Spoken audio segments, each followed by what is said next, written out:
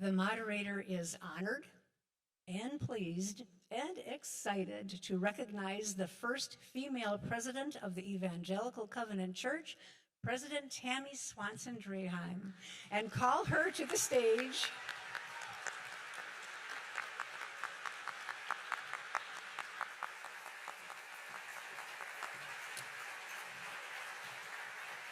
You can take your time. You can take your time.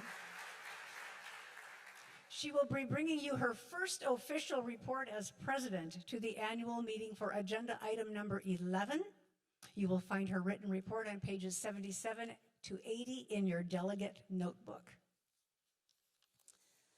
Wow, what a pleasure. That is complex to get through an agenda approval, isn't it? The rest is going to be gravy. This report, speaking of this report.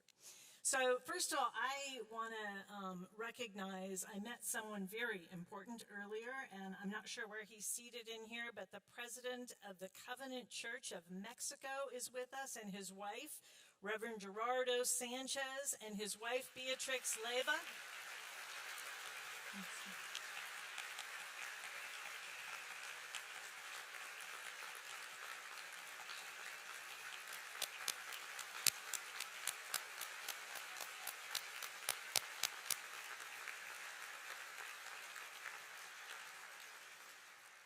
We're so honored to have you with us, so thank you. Thank you for that warm welcome to them.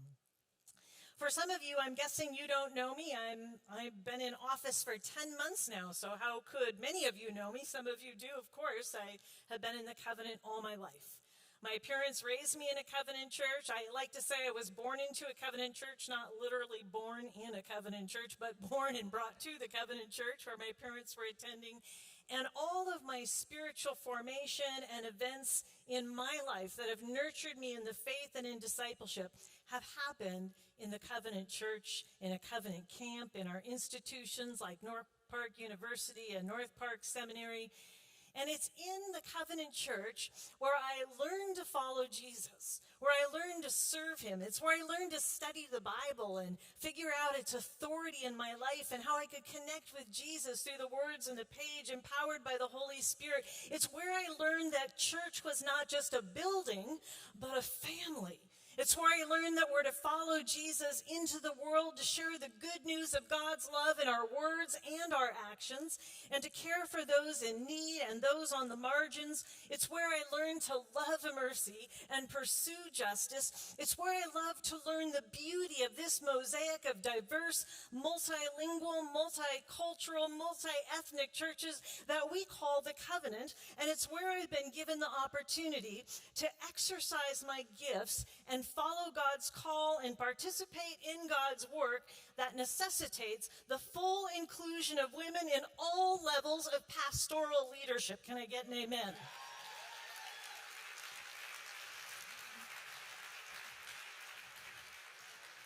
I love the covenant, and it is such an honor to serve you, because when I say I love the covenant, I'm not really talking about a structure. I'm talking about you, the people of the covenant, and it is such a deep honor. It's an enormous pleasure to serve in a movement where I've been nurtured, a movement where I've been formed and mentored and loved and cared for it so very well. Regarding my family, some of you know a little bit about my story. I was married for 37 years to a wonderful man who was probably the biggest cheerleader in my life. Well, he was for sure. Wonderful person. At the end of 2020, and the very last day of 2020, I lost him to a short and tragic battle with COVID. As many of you in here I know experienced loss during that time. I get to see him frequently in the reflection in our two sons who are now married, and I have 4 adorable grandchildren. And I hope there might be a picture that pops up on the screen somewhere. Is it up? Because I am shameless about getting the picture of my grandkids before you. Can you see it? I can't see it anywhere. Is that picture? There it is, yes! Aren't they adorable? This is where I spend all of my personal travels, I should say. The one on the far right is 8 years old. She just turned 8 on Juneteenth. That's her birthday. And she is adorable. She lives in Phoenix. The other 3 live in Omaha, and so in a couple months, I'm going to have 8, 6, 4, and 2-year-old, and they are a lot of love and a lot of chaos. And those of you who are grandparents know what I'm talking about, because if you're like me, you'd probably be thinking, if I could have had my grandkids first, I would have. They're so much fun. But at the end of the day, you can give them back to their parents. But I've been serving as your president, I said, for 10 months. Prior to that, I served as the superintendent of the Midwest Conference for 11 years. Love the Midwest Conference. And prior to that, I served for 8 years as a local church pastor. Prior to that, I was in seminary and serving at a covenant living community in Chicago. And prior to that, I was serving on staff at a church in California. This is actually where I hail from. I come from California. I spent my first 40 years here. Most of them in the Bay Area, but about 10 of them right here, not very far from where we are. And now I live in the Chicagoland area where I serve about 3 miles from the office, which is great, and about 3 miles from the airport. And I won't tell you which one I visit more frequently, but it might be a tie. So that's just a little bit about me. Now, about the church that we belong to, I want to encourage you as I think about this. There's some things that I've learned and things I've known, and I know some of you are newer. But did you know that there are 2,000 covenant churches in the Congo, or over 300 covenant churches in Latin America, 435 covenant churches in Ethiopia and the Sudan, and the list goes on. And last year alone in the Ethiopia and Sudan covenant church, there were 12,500 baptisms. And did you know that as we're here, people are being aided in the face of devastating political turmoil in places like the Ukraine and Northeast India? Women in South Africa are learning new skills to support their homes and their families. Around the world, children and young people are being freed from sex trafficking and slavery. Immigrants and refugees are being cared for and educated. In the Congo, bridges are being built and medical clinics are being built and clean water is being accessed. And did you know the Covenant Church is involved in 121 projects in 52 countries? We have 89 global personnel serving in 24 countries on 5 continents.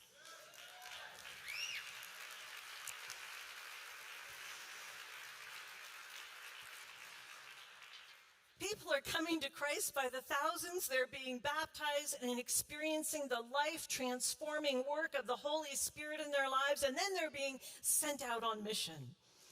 And while we're here worshiping and conducting God's business and celebrating His work, these things are happening because of you and because of your churches. None of us could do this work alone, but together God has multiplied our efforts and our resources, and we are able to join God in God's mission to see more disciples among more populations in a more caring and just world.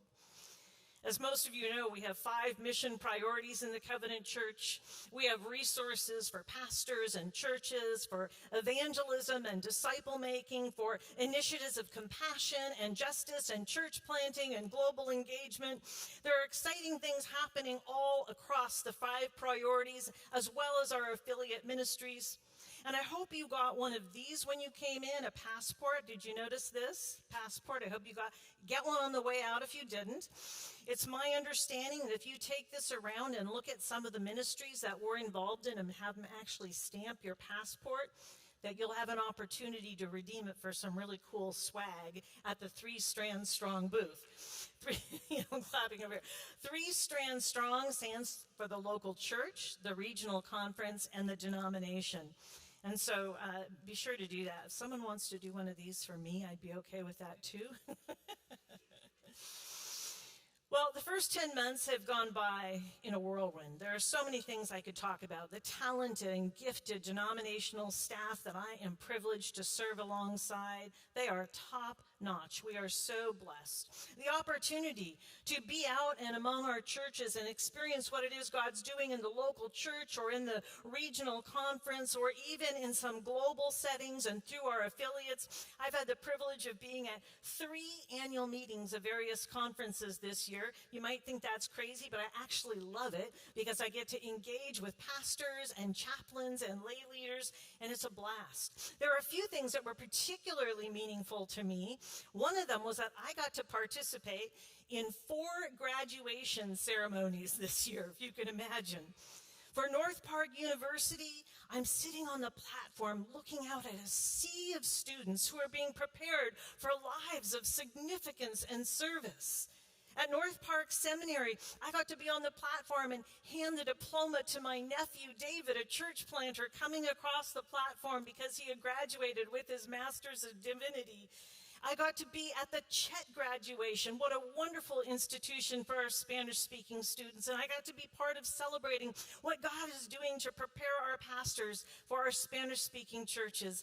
And I got to attend graduation in Stateville Correctional Facility. Yes. This is a place where North Park Seminary has gone, and if you want to see the redemptive work of Jesus Christ, you go into Stateville and see where people are learning about the Bible and theology, how to follow Jesus more closely, even how to pastor people. And I watched young men get up and give testimonies that knocked your socks off and glorified God and thanked the Covenant Church for all they're doing to help them to live redemptively. What a beautiful thing. It was also a real privilege to be part of welcoming President Douale from Congo.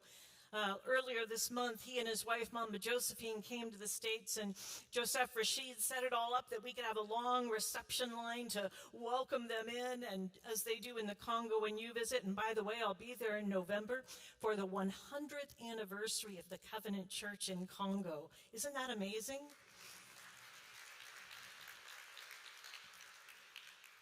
I might be a little bit nervous about that, so if you think of me in November, you can pray for me about that. But what I really want to spend some time on this morning, just because there are such a plethora of things, and you know, because this is your church, all these exciting things, are 3 areas in particular that I've been focusing on, and I'm going to name them, and then I'm going to talk a little bit more. So the first one, you've heard it over and over. Thank you, Brian Murphy, Pastor Brian Murphy, Superintendent, for leading us in prayer, is a call to prayer. I really strongly believe that any renewal movement starts with prayer. And friends, we've got to lean into this. I want to raise the temperature on this. The second area where I've been applying a lot of time has been in efforts to present a proposal for a reorganization so that we can do our work efficiently and in a way that is God-honoring. And I hope I should say that if you had any questions about that before this time, that you were able to participate in some of the Q&A sessions or view the video online or and maybe read the volumes of information. But right after my report, that's the next agenda item. So I'm not going to spend any time in my report on that because I think the next agenda item is almost report part B or something like that.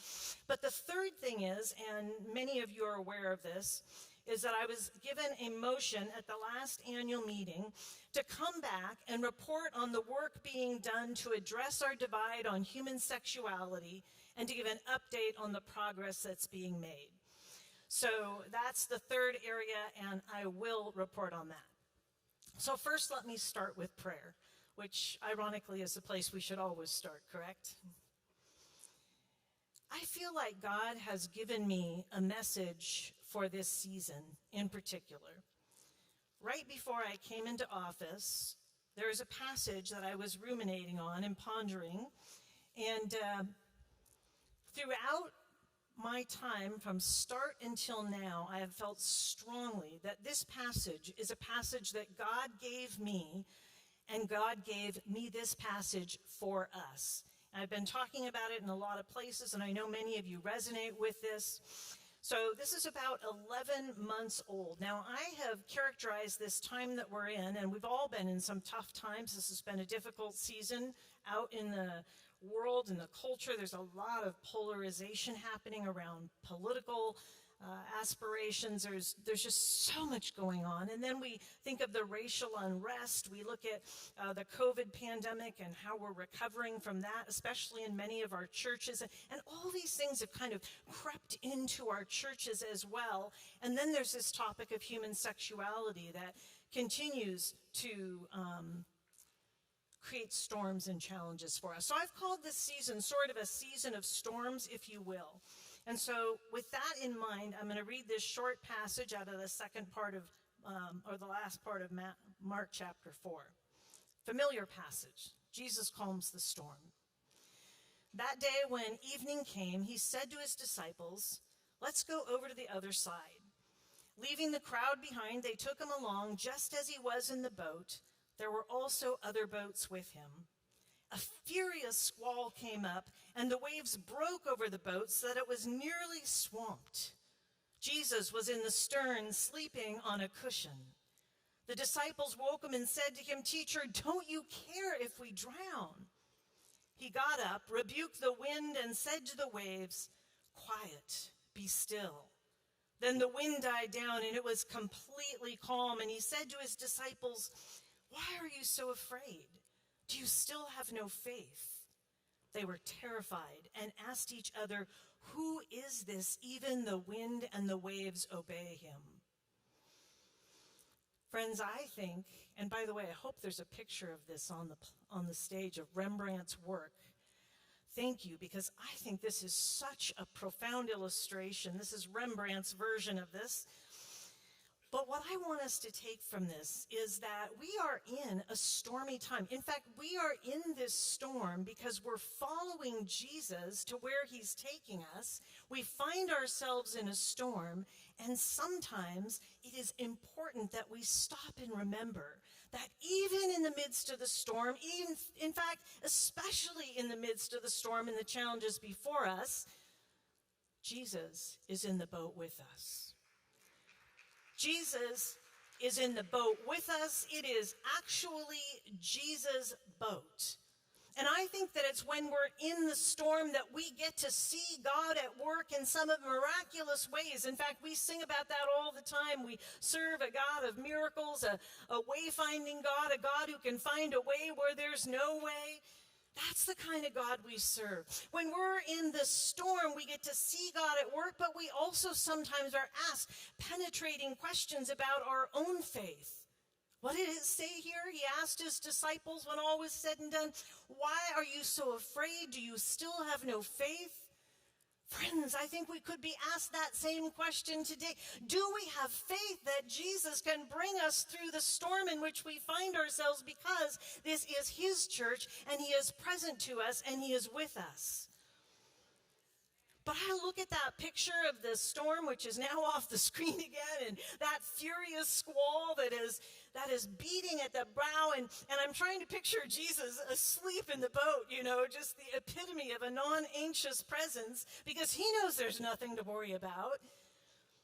Those disciples were experienced fishermen, and I have this picture of them bailing water like crazy, doing everything they can to try to get the boat level and straight and to the other side. And they realize they're desperate. "Jesus, don't you care?" And isn't that sometimes how we respond when we get into the storms and challenges? We try all of our own devices and our own strategies, and we forget to cry out, "Jesus, help us." And all the while, the miracle-working God is in the boat with us, ready to help us get through those challenges and get to the other side of the storm. I would say, even this morning, I was in a meeting of the Covenant Executive Board, and someone was sharing a story, and they said, sometimes there are blessings that God has for us in the storm.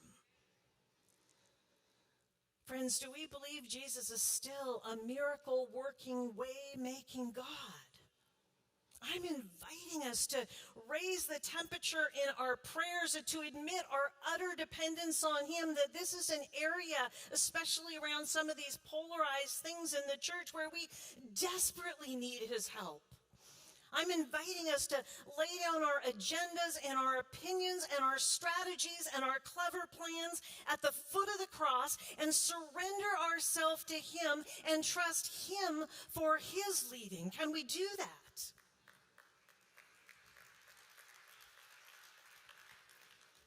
Let's be hopeful people. Let's give thanks for this beautiful church that reflects the diverse nature of our triune God. We can be assured that God is with us. We can be assured of his leading. Now, I don't know about God's timing. None of us do. Sometimes God delivers us miraculously for something when we pray in the moment, and sometimes it takes a while, but we do know God is with us in the midst of the storm. I wanted to share with you a unique incident that happened when President Diwali was here, because sometimes God gives you a scripture, and I don't know, this is one of my primary love languages with Jesus, as he speaks to me through the scriptures often. And this has been, as I've said, kind of carrying me through this season. Jesus is with us. He's got this. But when President Diwali came, and I had the good fortune of having dinner with he and his wife, Mama Josephine, and then later in a Paul Carlson Partnership Board meeting, I spent a couple of hours with him. And he's such a kind and God-fearing man. And he's sitting at the table, and while we were there, he had given a gift, a beautifully carved animal that would have, be representative of where he comes from in the Congo, to the PCP board, to Renee Hale. And it was a beautiful piece of carving. Then he got up from his seat, and he came around the table, and he stood right in front of me, where there was a carved wooden boat. And in that boat, he took and rearranged the people, and one who looked different than the rest, he said, "President Tammy, this is you. You've been called to lead the Covenant Church at this time." And he said to me, "You need to know, Tammy, when the storms come and when the waters get choppy, when the challenges arise, that Jesus is in the boat with you." From all the way over in the Congo, he had no idea. God sends the president of the Congolese church to come and affirm his promise to us. I tell you,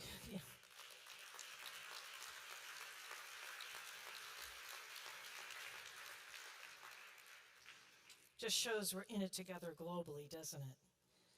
I had someone say to me, "And I bet you wept." And I said, I don't think I was the only one around the table, as our jaws dropped open to have President Diwali present that. Friends, I just want us to remember. I want to sear this picture into our mind. Even as we have discussions, no matter what unfolds here, in the challenging times, God is with us in the boat. It is God's boat, and we can rely on him, and we can trust him, and maybe, just maybe, this is an opportunity to lay down all those things that we came in here with and to say, God, we completely and wholly trust you. Amen. Okay, I already said I'm going to take the reorganization piece in the second agenda item that's coming after this, and I'm going to address right now the motion that I was given at the last annual meeting. And this may be to our detriment. I'm just going to say this to our producers or whoever. I thought there was going to be a clock down here, so I knew how long I have to go. There is no clock, and that is really dangerous. So I'm not sure what's going to happen here, but unless they get a clock on the screen, yeah. Okay. So last year at the annual meeting, there was a motion made, and this is the wording on the motion. Recommend that our newly elected president return to the 2023 annual meeting with a report on the work being done to address our divide on human sexuality and provide a clear update on the direction and progress that is being made for our path forward as a denomination. So this might be a good opportunity for me to say this again. I've been your president for 10 months. Does anyone know what that means when I say that? I am going to bring you updates, but I just need to say I've been your president for 10 months. So I'm going to start by sharing a framework that I have shared often and among our pastors in multiple settings, including midwinter and at various conference gatherings. And it seems to have been a helpful tool for some common language and some direction or the focus of our work in front of us. But before I do that, I need to make some introductory comments that I think are really important anytime we enter this discussion, and that's this. We all acknowledge that there is a spectrum of thought on this topic, right? On this topic, I'm sorry. That there are many ideas around the position, the policies, how we go about doing these potential solutions.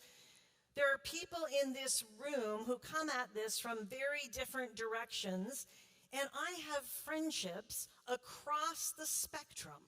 And here's what I know.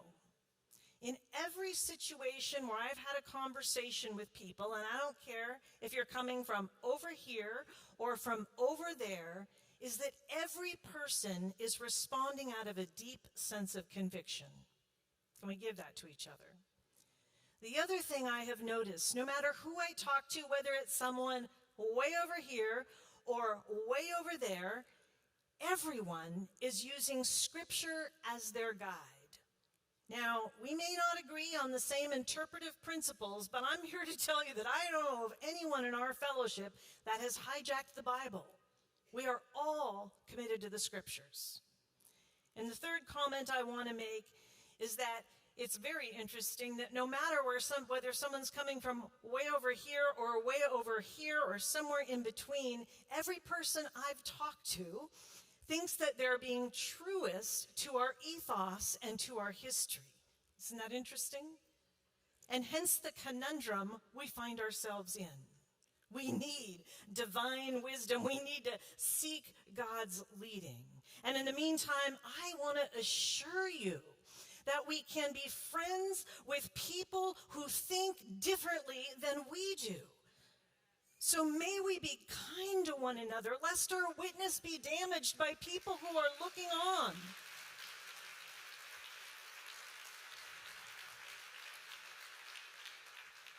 We can love each other and be kind to one another. Second thing I'll say, and I referenced this was kind of my illusion when I said I've been in office for 10 months, is that we didn't get here overnight, and this is not going to be resolved overnight. Apart from a miraculous intervention, and of course the timing is God's timing, and He doesn't always work that way. I mean, there are examples like this, the storm, where suddenly He, brings us out of the storm, but there's also examples of, for example, Moses leading the people, the chosen people, across the desert and into the promised land, and we know that took 40 years, and why? Well, there's a little bit of stubbornness going on, a little bit of looking back. There was also this kind of forgetfulness about what God had done for them and what God was doing for them. And there are a lot of lessons in the desert, though, aren't there? I don't know how long this is going to take us. But what I can tell you is this, something that I can stand before you and be authoritative and tell you, this is how it's going to go from now on. And guess how that would go over in this delegation?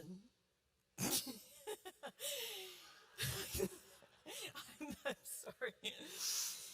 That kind of authoritative presence is it's not who I am, and it's not what we need, and I guarantee you that would end badly. It's not who we are. My hope is rather to bring people along in the journey. There's an African proverb that says, if you want to go fast, go alone. If you want to go far, go what? Together. Okay, third thing I want to recognize is that this is a spiritual battle. And I believe the enemy wants nothing more than to rip this church apart, because we have so many ways in which we are effectively living out kingdom ministry. So frankly, it shouldn't even come as a surprise, right? What? Of course not. There are powers and principalities at work in our world. We know that. But we know who the enemy is. And friends, the enemy is not each other. And when we stoop to villainizing each other, or when our own agendas lead to a fracturing of our fellowship, our very real enemy is delighted. He knows it can distract us from our mission and diminish our witness, so let's be absolutely, abundantly clear about who the enemy is, and let's disappoint the heck out of him by loving each other well.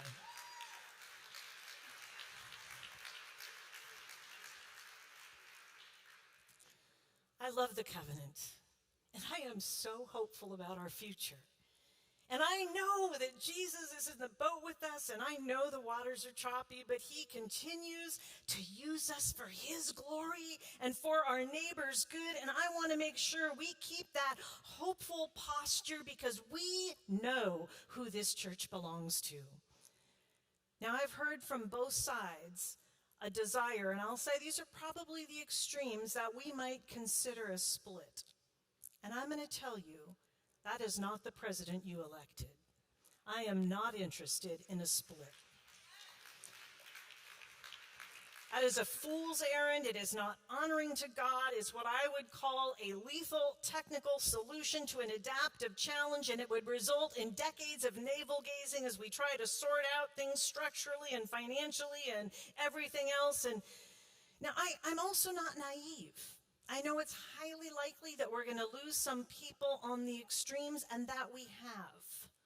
But it is my hope that we can bless people who feel that they're no longer in alignment, no matter where they're coming from on the spectrum, to whatever ministry they link up with that shares more closely the convictions that they have. We can't prevent it. We can grieve those losses, but we can remain in relationship.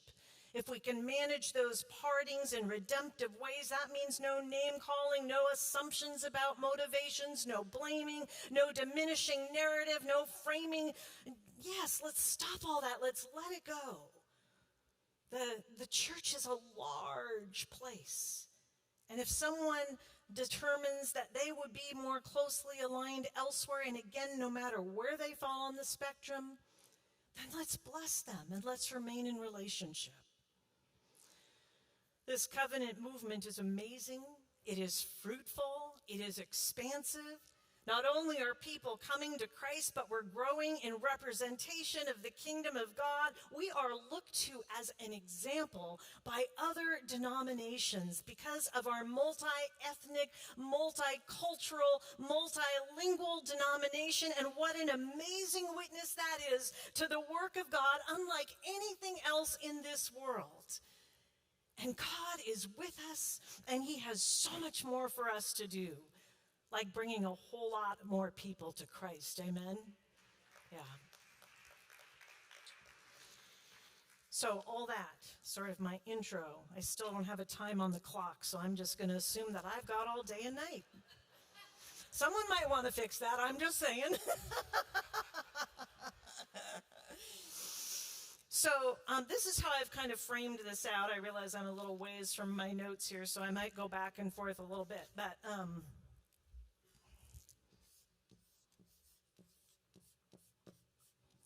and I apologize if my writing is not fabulous.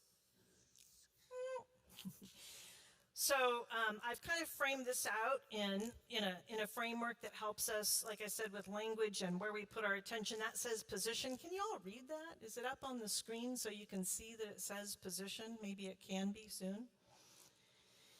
The Christian Action Commission put forth a motion that was a resolution, that was adopted by the annual meeting in 1996, and the crux of it was heterosexual marriage, faithfulness within marriage, abstinence outside of marriage is the standard for Christ followers. That was in 1996. I should put these dates down here so people can see them. I'm putting a second date down here of 2004, because in 2004, at that annual meeting, a motion was made to make the resolution the guiding statement on human sexuality and the marriage ethic, and also the basis for covenant policy, practices, and guidelines on this matter. Now, that vote passed by 92%. So I just want to be clear about the definitive nature of where that was in 2004. At the same time, a second motion was made, and the motion was for, I believe it was pastors who needed to be able to all align with the position in terms of their thinking, like no dissent would be allowed on that. That second motion did not pass. So it left us with the idea that we have certain guidelines that we're being invited to follow, but as is true, there is faithful dissent in the covenant church, and so it could be that people might not entirely agree with that. That is the decision of the annual meeting. I'm going to put annual meeting here because this actually is where the authority for that position came from. I don't make that decision. No board or other group makes that decision. That decision belongs to the annual meeting. And I, as your president, will always support the will of the annual meeting. That's my job. And you don't want me to be a rogue president and decide to do my own thing. So this is the position. I will support that. That is what I support. The other area I would say, well, I'm sorry, the second framing box here I'll put is what I call our posture. And I see posture in a couple of different ways. This could be tragic. Let's not let that happen. I see our posture with the LGBTQ community. Friends, we are called to love people in the LGBTQ community. That is our responsibility before God, and every pastor who takes vows agrees to bring pastoral care to any person, regardless of sex, gender, sexual orientation.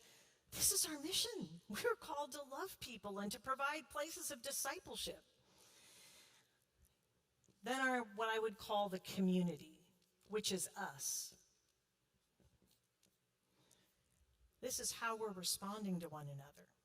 This is how we're doing in having good conversations, curious conversations with one another, or whether we're talking with each other or about each other. You know what I mean when I say that? I want to say that this particular acronym here, which I always, kind of hesitate to use an acronym because I feel like it can be so impersonal, and I recognize that acronym recommends family, friends, maybe children, grandchildren, people within our churches, that we are called to love, and we are called to come alongside and do a better job with that. But strong relational ties are represented by that. So I want us to be careful and compassionate in how we talk about this. It's really a call from God to love people if our churches aren't full of people who think differently than us, or maybe even behave differently than we would choose, for crying out loud, we're not even reaching our mission field. It is so important that we figure this out.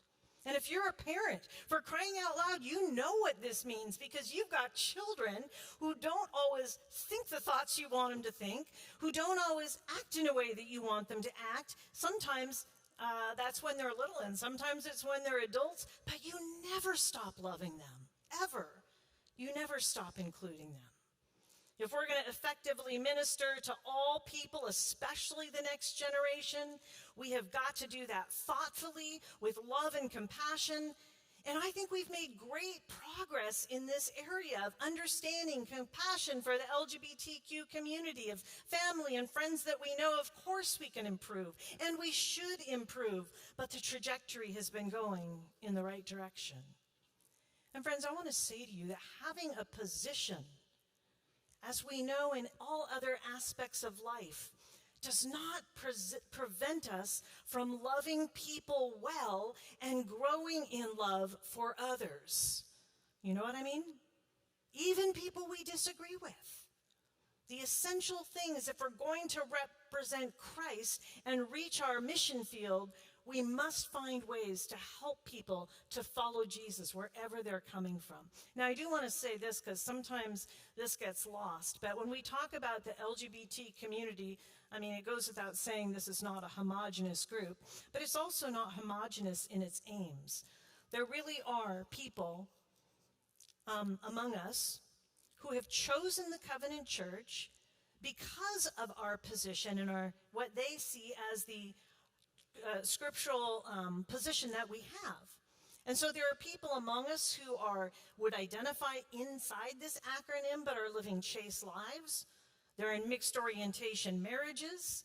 Some of them are trying to figure out how to do life in light of the feelings that they have or how they sense things are within themselves, but want to honor God within the boundaries of the positions of the covenant church. So it's just important to remember that not every person that falls in this acronym is looking for a more open way. We have plenty of people who are here and in our midst who are within that acronym who want to stay true to the position the covenant church has.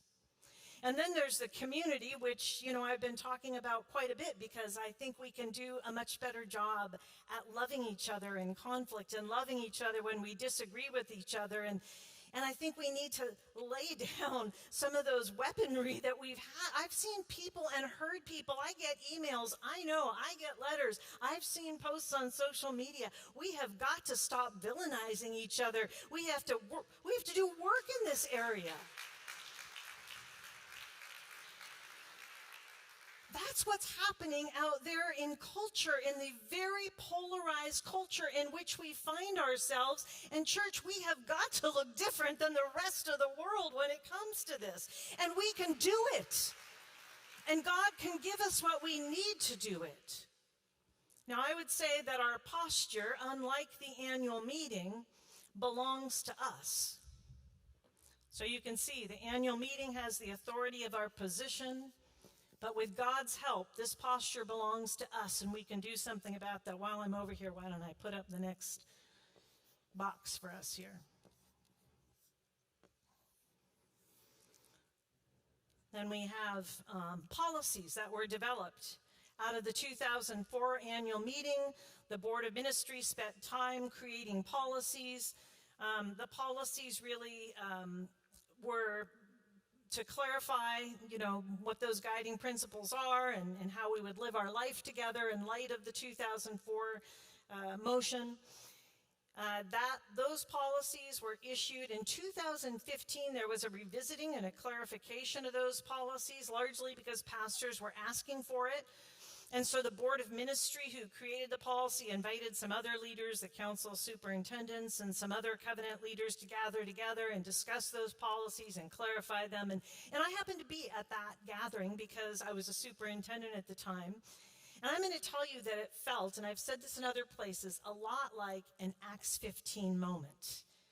Now, you might not be familiar with that passage, but there were some people that were disrupting the fellowship of believers in Antioch. They were coming down and they were insisting that people who wanted to become Christ followers needed to be circumcised. They needed to follow the comprehensive Mosaic law. It confused people. They ended up going to Jerusalem, sitting in a council where conversation took place and people shared their opinions on this. And in the end, they made a decision. And the decision was that people would need to become a Christ follower. You don't have to follow the Mosaic law and be circumcised, but you'd need to abstain from food offered to idols, from food, from blood, from meat of strangled animals, and from sexual immorality. And then they wrote it down in a letter and sent it off. And they said in the letter, it seemed good to the Holy Spirit and to us. I call that a compromised position. They could have said, no, you got to follow all the Mosaic law and you have to be circumcised. Or they could have said, well, nope, you're a Christ follower. That's all that matters. Nothing or no other restrictions or boundaries around that. They did neither. They came to a compromised position. And this is how I experienced the 2015 summit.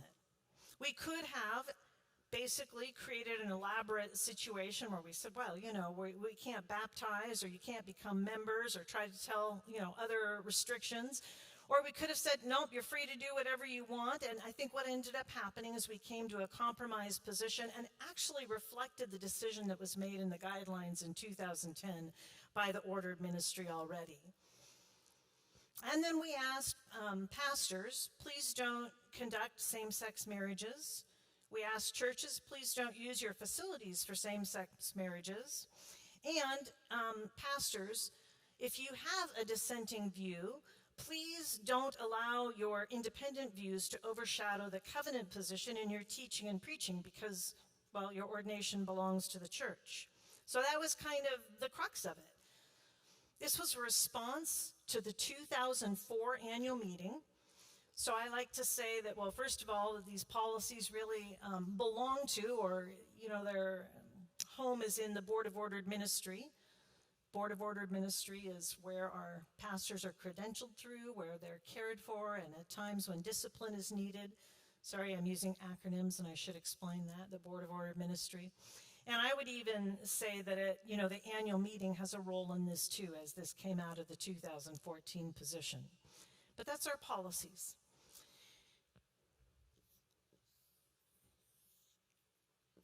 Then we have the process. And we just did a reshuffling of the agenda because you all have said that's a really important item, and I agree with you, it is really important, and trying to make it accessible for more people. The process, well, can I say this first? I think I want to say this. Policies are really about behavior. Can I say that? This is not about what people are thinking. Policies are completely geared around behavior. So normally when churches or pastors have disagreed with the covenant's policies or position or whatever their concerns are, it has been pretty normative for them to disaffiliate, and that happens every year. There's a number of churches who disaffiliate with us for a variety of reasons. Sometimes they're theological, not always, and certainly they're not always on this topic. Sometimes it's things like women in ministry. Every year, some churches disaffiliate. But in Omaha, in 2019, we had our first case of a church that said, we don't want to follow the policies, but we don't want to withdraw, and it followed a process in our Constitution that brought them to the annual meeting. They needed to be voted on whether this was a parting of the ways or not. So it was an unusual thing, a very rare occasion. Here we are faced with it again. I believe that this process in our annual meeting if we continue to do it, is going to lead to our diminishment. I think it is going to be hard to sustain this process in our annual meetings. I think that it is not a good witness to the world. I actually think that doing these processes in our annual meeting not only does harm to the LGBT community who's watching it unfold before us, I think it's doing harm to this community as we haven't necessarily had healthy conversations. It's been difficult. I don't think we can sustain that. I just don't think we can sustain that. I remember in Omaha, because Omaha is where I lived, and people would look back and reflect on 2019 and they'd say, oh, in Omaha. I'd be like, oh, that's my city. And instead of thinking about the people that were ordained or the missionaries that were commissioned and sent out or all the wonderful work and things that happened in Omaha, when they say, oh, Omaha, I know what they're talking about. And they're talking about what I've often heard framed as one of the most traumatic events, something that is just so hard and difficult and wounding. And I just don't think we can continue to sustain, if these are going to become more common year after year of practice, where we have these come before our annual meeting and take up so much of our energy and distract us from other things as well. So I don't have a solution for that right now. We have obviously a case coming before us now on Friday morning. I'd like to get to the other side of that, and then I think I'd like us to revisit process and what that might look like in this annual meeting, that we wouldn't have to spend our time here doing this process. There is a fifth P. I don't always put it in I don't put it in a box at all because it should permeate all of it. And that is prayer. And I'm telling you, we need a lot of prayer, right? These are complicated things.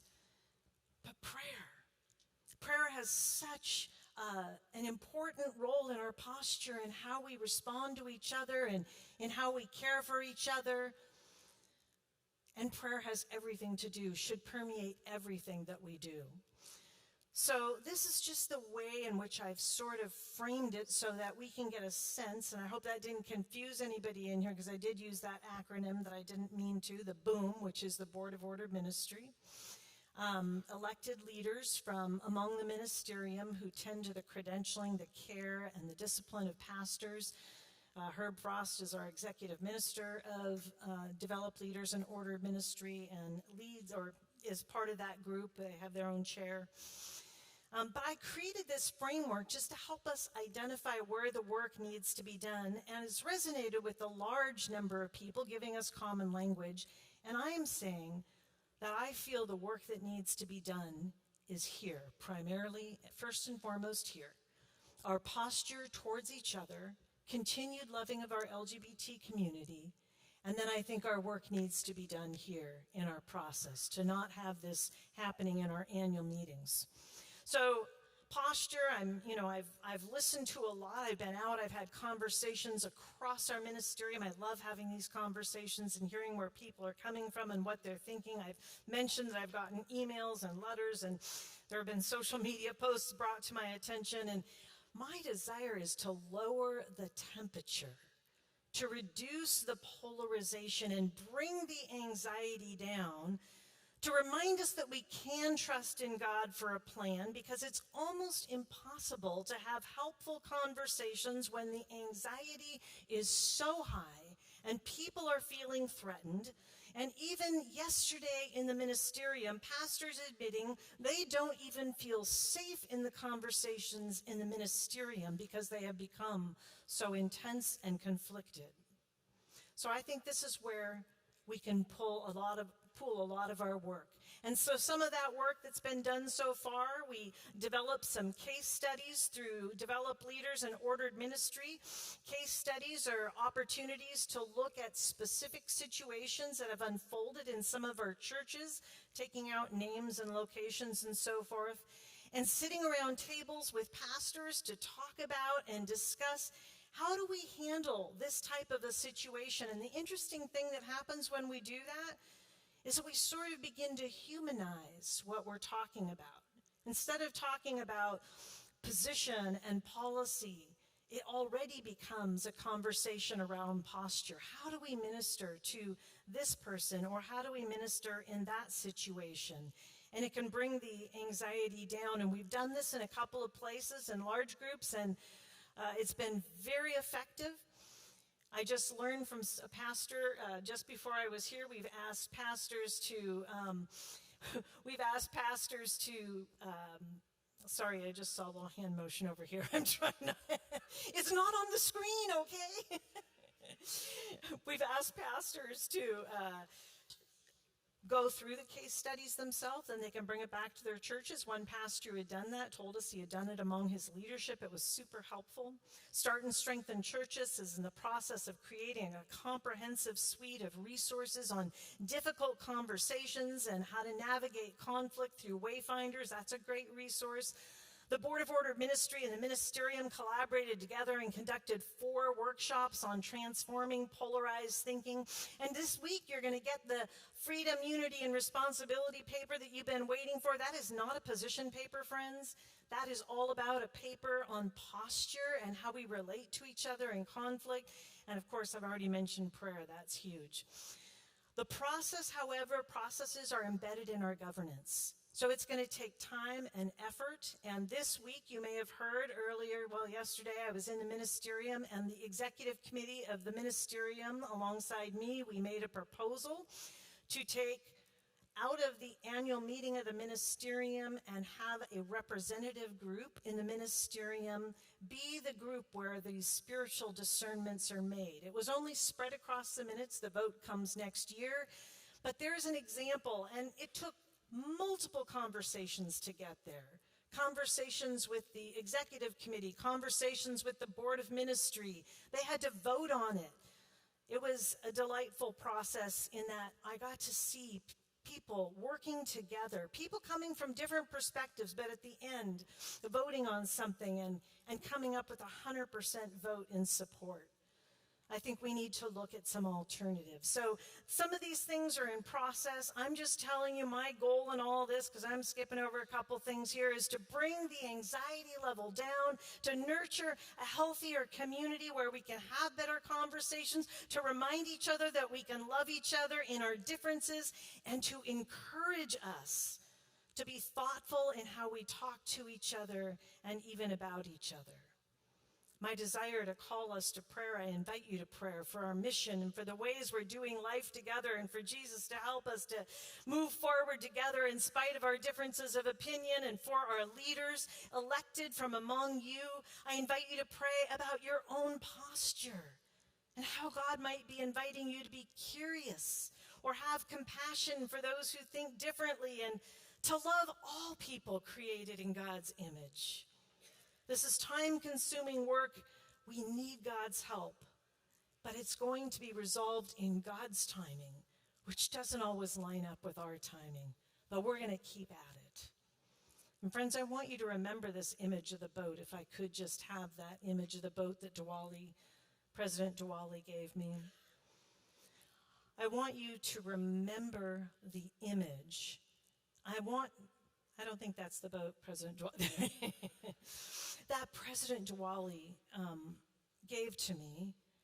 And I want you to embed this image in your memory, to remember that we can trust in a God who can deliver an affirmation of his trustworthiness to us all the way from the Congo, from the president of the Congolese church. I want us to remember that we serve a miracle-working God who can bring us through this season. We serve a God who literally can make a way where there is no way right now. But we have to go about this differently.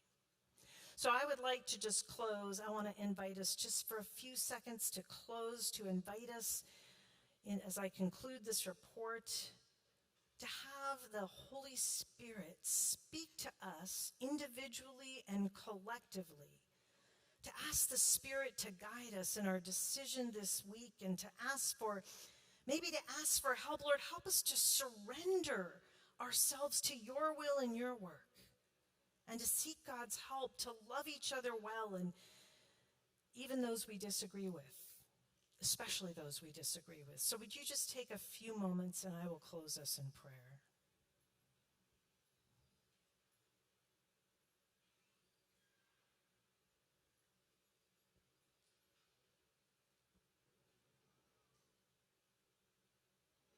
God, I thank you that we get to be part of your kingdom work, that we get to be part of this movement that is growing in its reflection of your kingdom goodness. Help us to remain both hopeful and surrendered to you. Help us to love each other well. And God, would you, by your Spirit, do a miraculous work in our midst? Then when we leave here on Saturday, we can look back and say, surely the Spirit of God was among us. And all God's people said, amen. Madam Moderator, that concludes my presidential report for 2023. Thank you.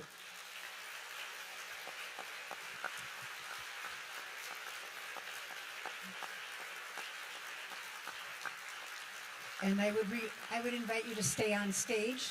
We're going to move on to item 12. Thank you. Madam Moderator, may I please request the privilege of inviting Interim Executive Director of Operations, Deb Mitchell, to the platform to come alongside me to present this item. Thank you so much, Deb.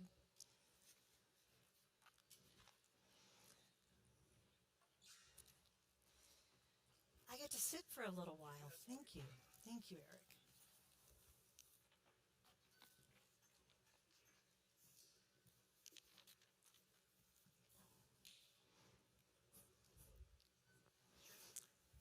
Do you want to sit in this seat?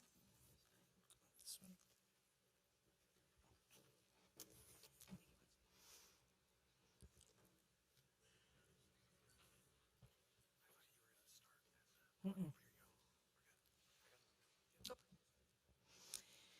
So first of all, I am so grateful for Deb Mitchell, who is serving as our Executive Director of Operations. Thank you so much. Yeah. Deb has been such a blessing and a joy to work with. She comes out of the Covenant Church, Community Covenant Church up in the Minneapolis area. And she's been a part of the church for many, many years in lots of capacities, volunteer capacities. But she is a consultant by occupation, working with churches and organizations, and she is an expert at organizational design and especially in leading organizations through change management. She also has a very non-anxious presence, which is great whenever you're looking at something like realignment. And so it has been a pleasure and a lot of fun to work with Deb. And I have her up here because we're going to kind of share in this presentation together. So thanks, Deb, for doing that. I want to start out just by saying what the reorganization is about. I think I want that to be crystal clear. And so we've always said the goal of the reorganization is to align the mission that God has given us with the resources that God has provided for us in this season to set us up for a fruitful and thriving future in the years to come. Now, I know many of your churches are probably doing similar realignments right now because we've come through a difficult season, and so that's the reality for many of our churches right now. But this is in particular the goal of why we're going about the work that we are.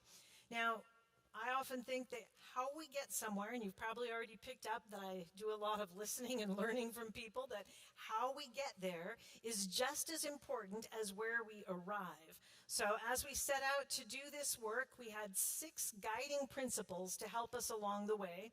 And the first one is this: that mission and mission priorities would remain our central focus. In other words, our mission hasn't changed. You've already heard it stated a couple times, to join God and God's mission to see more disciples among more populations in a more caring and just world. And our mission priorities, those 5 priorities that we all know and are familiar with, I think, those will continue to be foundational to our efforts. Now, we might realize them a little differently in how we go about our work, but those things will be core to who we are. They're things that we embrace and know are important to us. The second is that we will do this together and not divided, that decisions will be made based on our covenant ethos and our values, and we'll be committed to things like our multi-ethnic mosaic and gender equality and who we are as a three-strand strong movement of churches. Those things are all important to us, and so we're going to do it together. Third, we're going to work within what God has provided for us financially. We'll be prudent and thoughtful about our stewardship of the resources that God's entrusted to us. And that doesn't mean we have a scarcity mindset. It just means that we want to be prudent people and to be responsible for those resources that God has given us through you, the churches. And fourth, we want to communicate in timely, relevant, and clear ways. We'll share what we can, when we can, and so there's been a long process coming up to this where we have started with pastors and churches and surveying the needs that are in our local covenant churches and talking with our denominational staff and surveying them and our Serve Globally personnel, and we did a lot of groundwork and then back and forth between various bodies to talk about the plans as they were unfolding. So we wanted to be clear in our communication and timely and relevant. 5, we wanted to pursue the good of the whole church over individual stakeholders and groups because we value input and we wanted to listen to what people have to say and learn from that. We started with prayer in order to discern the way forward, and this was just an important value to us. 6 was that we would serve with integrity, that we would say what we mean and mean what we say, that we'd speak the truth in love, that if conflict arose, we'd deal with it in a biblical and a healthy way. And so these were the set of principles that we said, these are going to guide us in how we go about this work. And so it has not been painful, actually. There's been moments where we've had to say, well, what are we doing? Oh, let's go back to our principles. Or it's been a really great process. And I think I can say this at this juncture. When we finally got it to the Covenant Executive Board, which is a very diverse group, by the way, we had lots of questions and lots of things to answer because this is a recommendation of the Covenant Executive Board. They voted unanimously to pass this on to the annual meeting. So I'm excited about that, and it really demonstrates some of the collaborative nature of what it means to work together. But I'm going to, Deb, invite you to share with us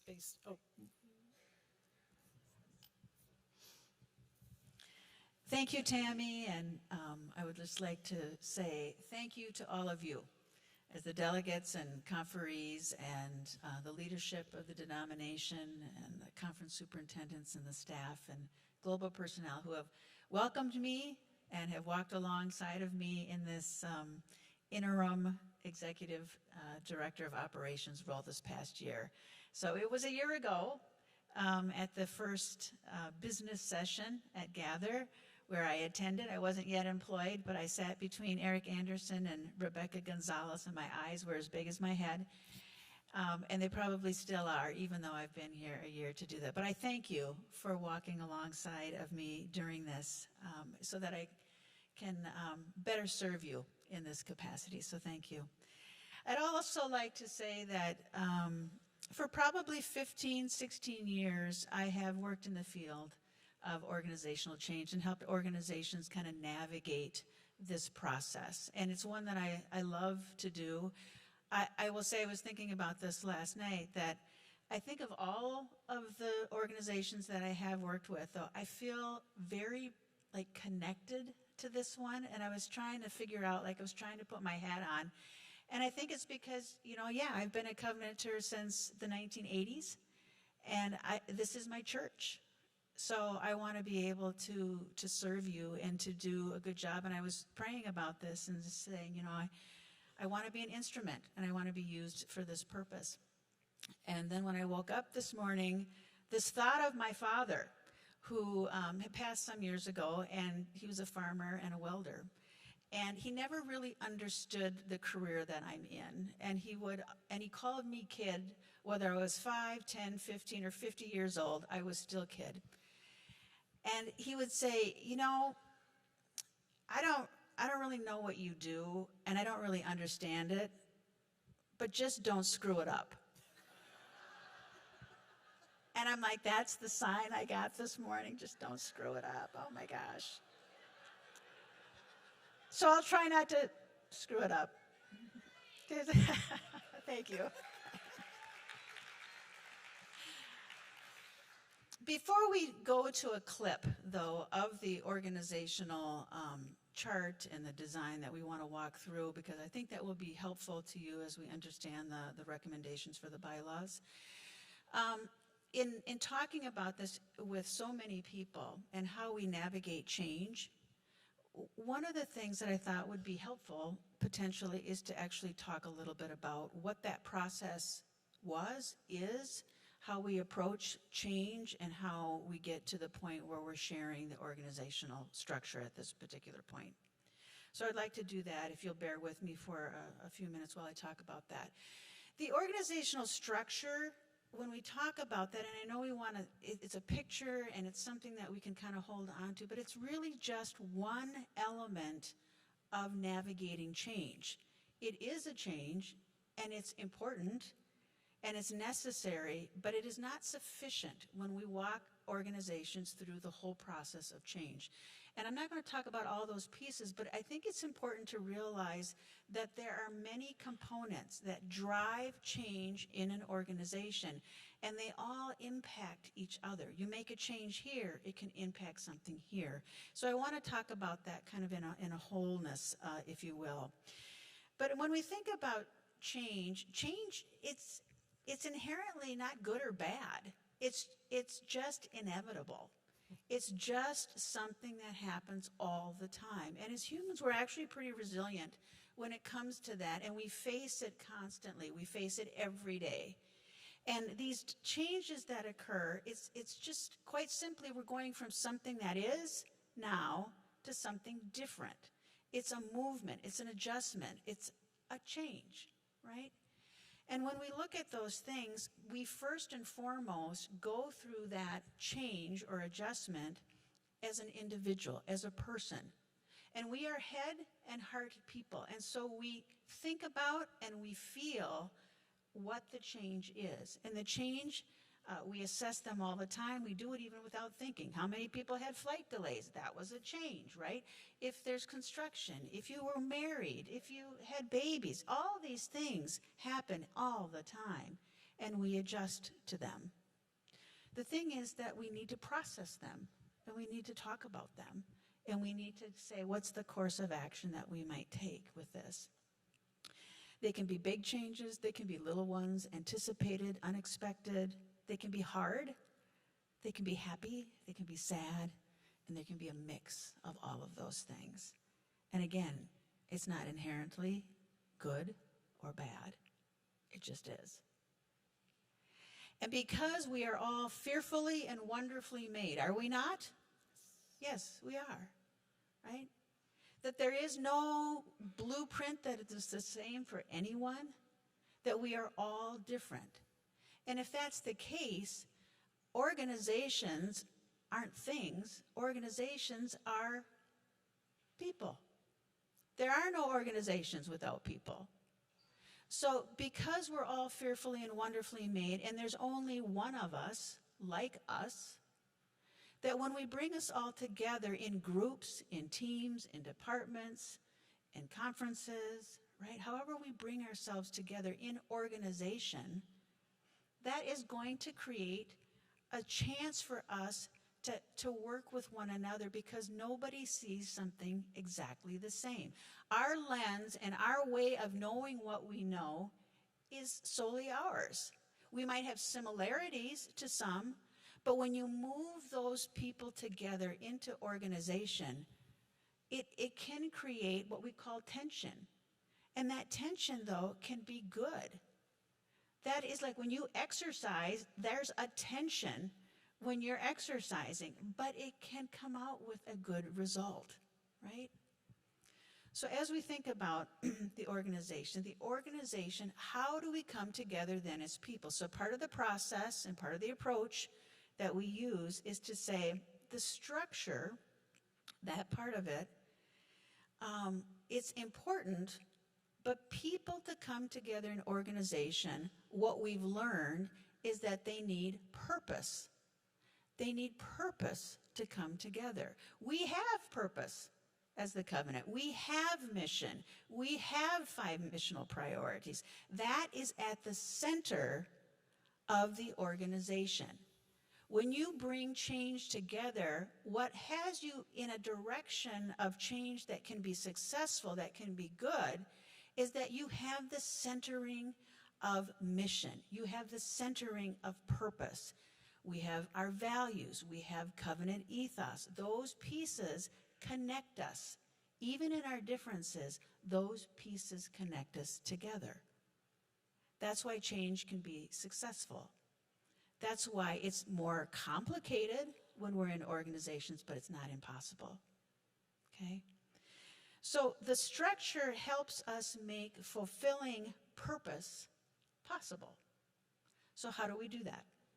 So one of the things that we did is say, okay, yes, of course we have to have an organizational structure, but a structure is just that. It's a framework. It holds things together.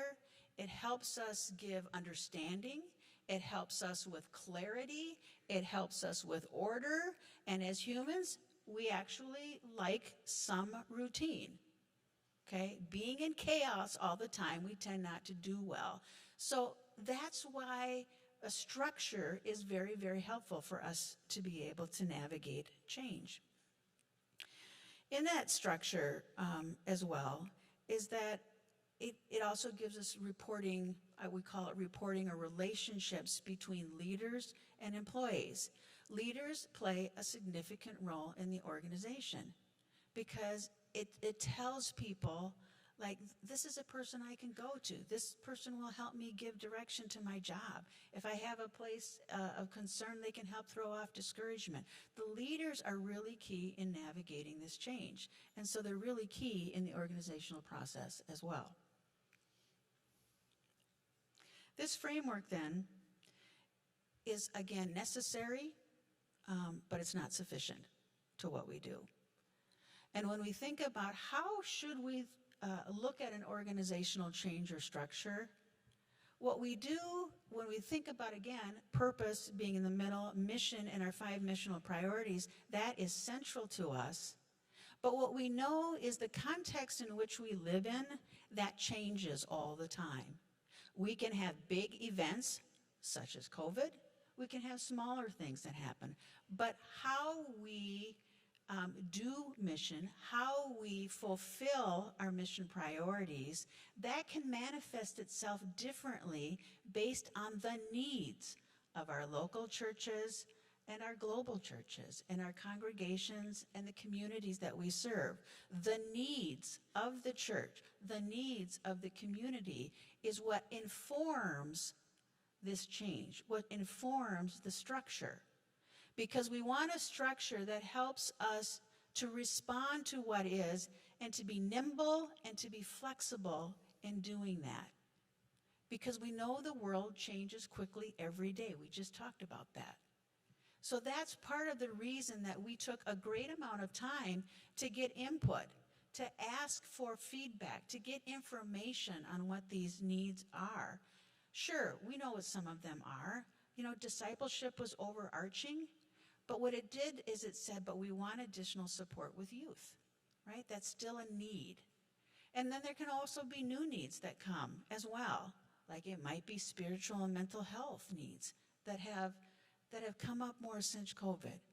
Or how do we minister post-COVID? How do we minister in a world that some say is a post-Christian world?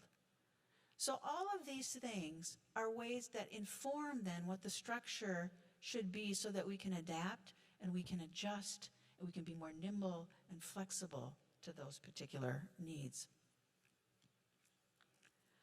All right. See, I could talk about this stuff forever. All right, we don't want to do that. But the one thing, again, what I said early on is that the structure is one point. It's one element. And I said when we move different elements, those elements are things like processes. They're like systems. They're like the people of the organization and the talent that you have, the capacity that you have. It's prioritization, it's planning, it's goal setting, it's collaborating, it's reducing redundancy and inefficiencies. It's all of those things are part of the change that needs to occur so that we can do mission and meet needs better today and in the future. And we want our structure to reflect that, to be able to do that, okay? All right. With that context and understanding, I hope that this, why don't we move to watching the clip of the video? Do that, thank you. Let's now move to the organizational chart. This demonstrates the structure for the senior leadership roles of the organization. I want to first draw your attention to the lower right-hand side of the screen, to the legend. And as you can see that there is a star for elected roles and a blue diamond for new roles or new areas. At the top of the organization is the office of the president. And that, as you know, is an elected role, and there is no change to the office of the president. In the next line, you'll see the first tier of 3 areas: mission priorities, finance, and mission services. Those are all led by appointed roles, which are Vice President Mission Priorities, the Vice President of Finance, and the Vice President of Mission Services. To the left side of the screen in green, the first box is the mission priorities. The Vice President, as I've mentioned, is an appointed role, is also a clergy and a credentialed role. This role provides leadership and general oversight of all the mission priorities. They provide resources and support to the executive ministers to ensure ministry aligns with the denominational objectives and remains responsive to the covenant constituencies. The proposed leader for this role is Paul Lessard. He is a gifted leader with extensive experience in ministry, leadership, ministry development, and the understanding of navigating change. He also exemplifies the covenant ethos and has a coalescing voice and presence. The next box is the Vice President of Finance. The third box is the Vice President of Mission Services. This is a proposed new role. We do not have a proposed leader for this role, and therefore those reporting to the role, such as the Executive Director of Operations, Advancement, and Marketing Communication, will continue to report to Tammy as the President. Let's go back to the left side of the chart. Under the VP of Mission Priorities, you'll see 3 elected roles. The 5 mission priorities are proposed to be led by these 3 executive ministers. On the left is serve clergy, in the middle, serve locally, and to the right, serve globally. Under the left side, serve clergy, this continues to be led by Herb Frost, Executive Minister of Ordered Ministry, Develop Leaders. As it relates to develop leaders, this area will have specific focus for clergy leadership. In the middle, the area of serve locally, this is a proposed new role, also elected. And this would be led by an executive minister of serve locally. This role would provide leadership and general oversight of the 3 mission priority areas of love, mercy, do justice, make and deepen disciples, and start and strengthen churches. In addition, a focus specifically on lay leader development will be a part of Serve Locally. This role will also provide resources and support to the leaders in those priorities to ensure ministry efforts align. The proposed leader for this role is Paul Robinson, a gifted and experienced leader. He has ministry experience, a passion for developing others. His leadership development experience will also provide added emphasis on lay leader development. He has a pastor's heart. He has a spirit of collaboration and being in it together, as well as his experience in navigating change. Having one executive minister leading these 3 mission priorities will help us focus the synergies, collaboration, prioritization, and better financial management of the priorities. To the right of Serve Locally is the area of Serve Globally. This area continues to be led by Grace Shem, Executive Minister of Serve Globally. These 3 executive ministers will also work closely to plan, prioritize, coordinate, and communicate as a very cohesive group. One thing I'll have you note is under those areas of specific ministries, you'll see love, mercy, do justice, make and deepen disciples, start and strengthen churches, and develop lay leaders. In that line, you'll see that it goes from left to right.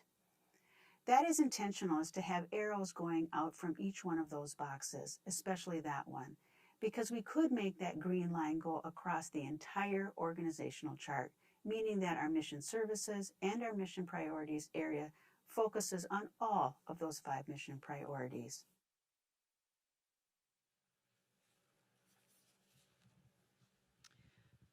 Okay, I hope that was some detail that was intended to be able to inform the recommendations of the adjustments to the bylaws. And so with that, Madam Moderator, this concludes our report on the organizational design. Thank you. All right, so I think the next thing I have to do is, at this time, the moderator recognizes Jacqueline Sujihara to join Tammy and Deb on stage. Jacqueline will present on agenda item 12A, report and action on the proposed covenant bylaw amendments. Go ahead. Take it away, Jacqueline. Thank you, Madam Moderator. At this time, I will now present on agenda item 12A, recommendation on the 2023 covenant bylaw amendments. Per Article 7 of the Evangelical Covenant Church's Constitution, and as equally noted in Article 16 of the bylaws, the annual meeting, as the highest deliberative and decision-making body of the Evangelical Covenant Church, shall approve amendments to our Constitution and bylaws. For this reason, the Covenant Executive Board brings forth the following recommendation to approve the proposed bylaw amendments to the annual meeting for consideration. The proposed bylaw amendments that are found under Agenda Item 12A of your delegate notebook on pages 83 to 94 support the covenant organizational design that was just presented.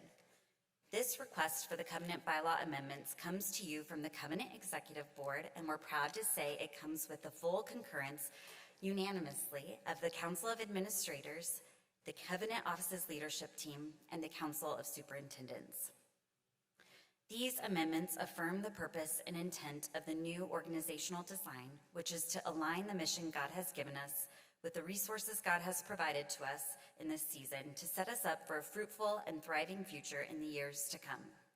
Approving these proposed bylaw amendments will allow for the organization to adapt to the changing needs of the world around us by removing the specific titles of each leadership role. Doing this provides more flexibility in how the organization can hire and create roles going forward while continuing to keep accountability of these leadership roles with the denomination through reporting up to the President, the Covenant Executive Board, and the annual meeting. Secondly, these amendments remove the names of specific Covenant Executive Board committees to ensure that the board can organize itself as it needs to so it can be most effective in its work. And many of the amendments proposed are procedural, as I'm sure you saw, as they are regarding the adjusting of numbering to various sections to accommodate the amendments. With that, Madam Moderator, on behalf of the Covenant Executive Board, with the concurrence of the Council of Administrators, Covenant Office's leadership team, and the Council of Superintendents, I recommend the approval of the proposed bylaw amendments as described in our delegate notebooks. Thank you. The motion before you is to approve the bylaw amendments as found under Agenda 12A in your delegate notebook and as presented before us. It does not require a second, as it is coming from the annual meeting officers and the Covenant Board. Are you ready for the vote?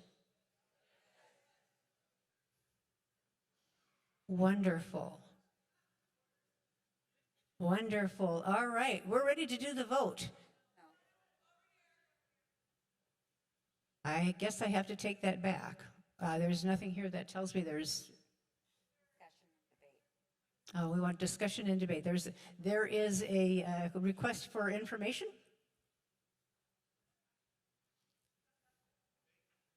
I can't hear you if you're not at a microphone.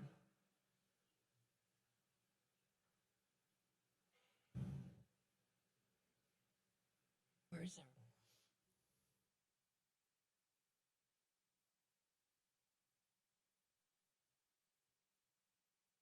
Madam Moderator, I was curious to know if there's... Oh, my name is Stephanie Mathis. I'm from Portland, Oregon. I'm sorry, would you repeat that? I wasn't able to catch that. My name is Stephanie Mathis. I'm from Portland, Oregon, and it's a point of information. And you're from Portland, Oregon. Which church are you representing, or entity? West Hills Covenant Church. Thank you. Thank you. I'm curious to know if there is any room for discussion before the vote. We are in discussion. Yes. Okay, then I guess the next question is there room for debate? This would be time for debate.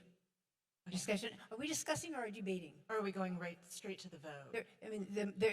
The motion was presented to us to approve this. So we have a motion on the floor. It doesn't need a second. It would be appropriate to debate.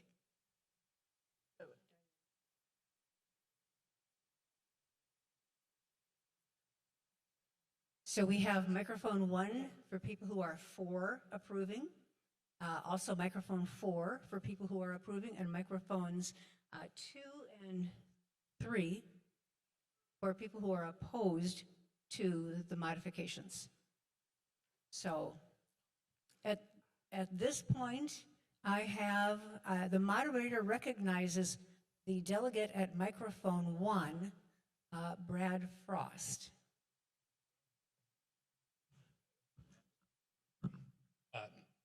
Yes, Brad Frostman at Eckman Church. I'm not entirely sure that I can speak at this time because I have a proposed amendment, but I need to wait either 10 minutes or until everybody else is done according to the standing rules. 10 minutes. Yes, so I'm going to be back unless everybody else is done talking. The moderator recognizes the Delegate at microphone 2, Randall. Hi, I'm Randall Wilkins, Bethany Covenant Church in Mount Vernon, Washington. As the economics of ministry have changed in recent years, I understand the need to downsize our organization by reducing the number of departments and executive ministers. What I don't understand is moving those executive ministers a rung down the leadership ladder, which this proposal seems to do.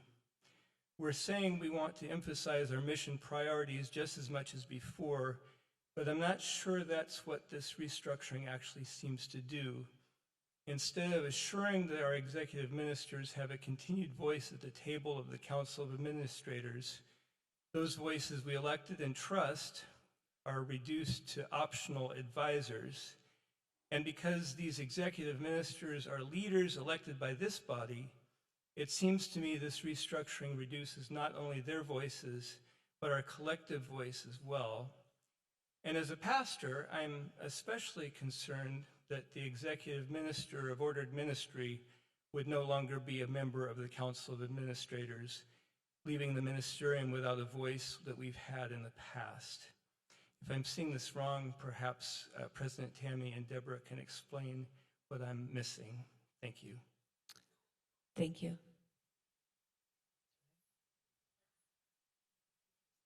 Okay.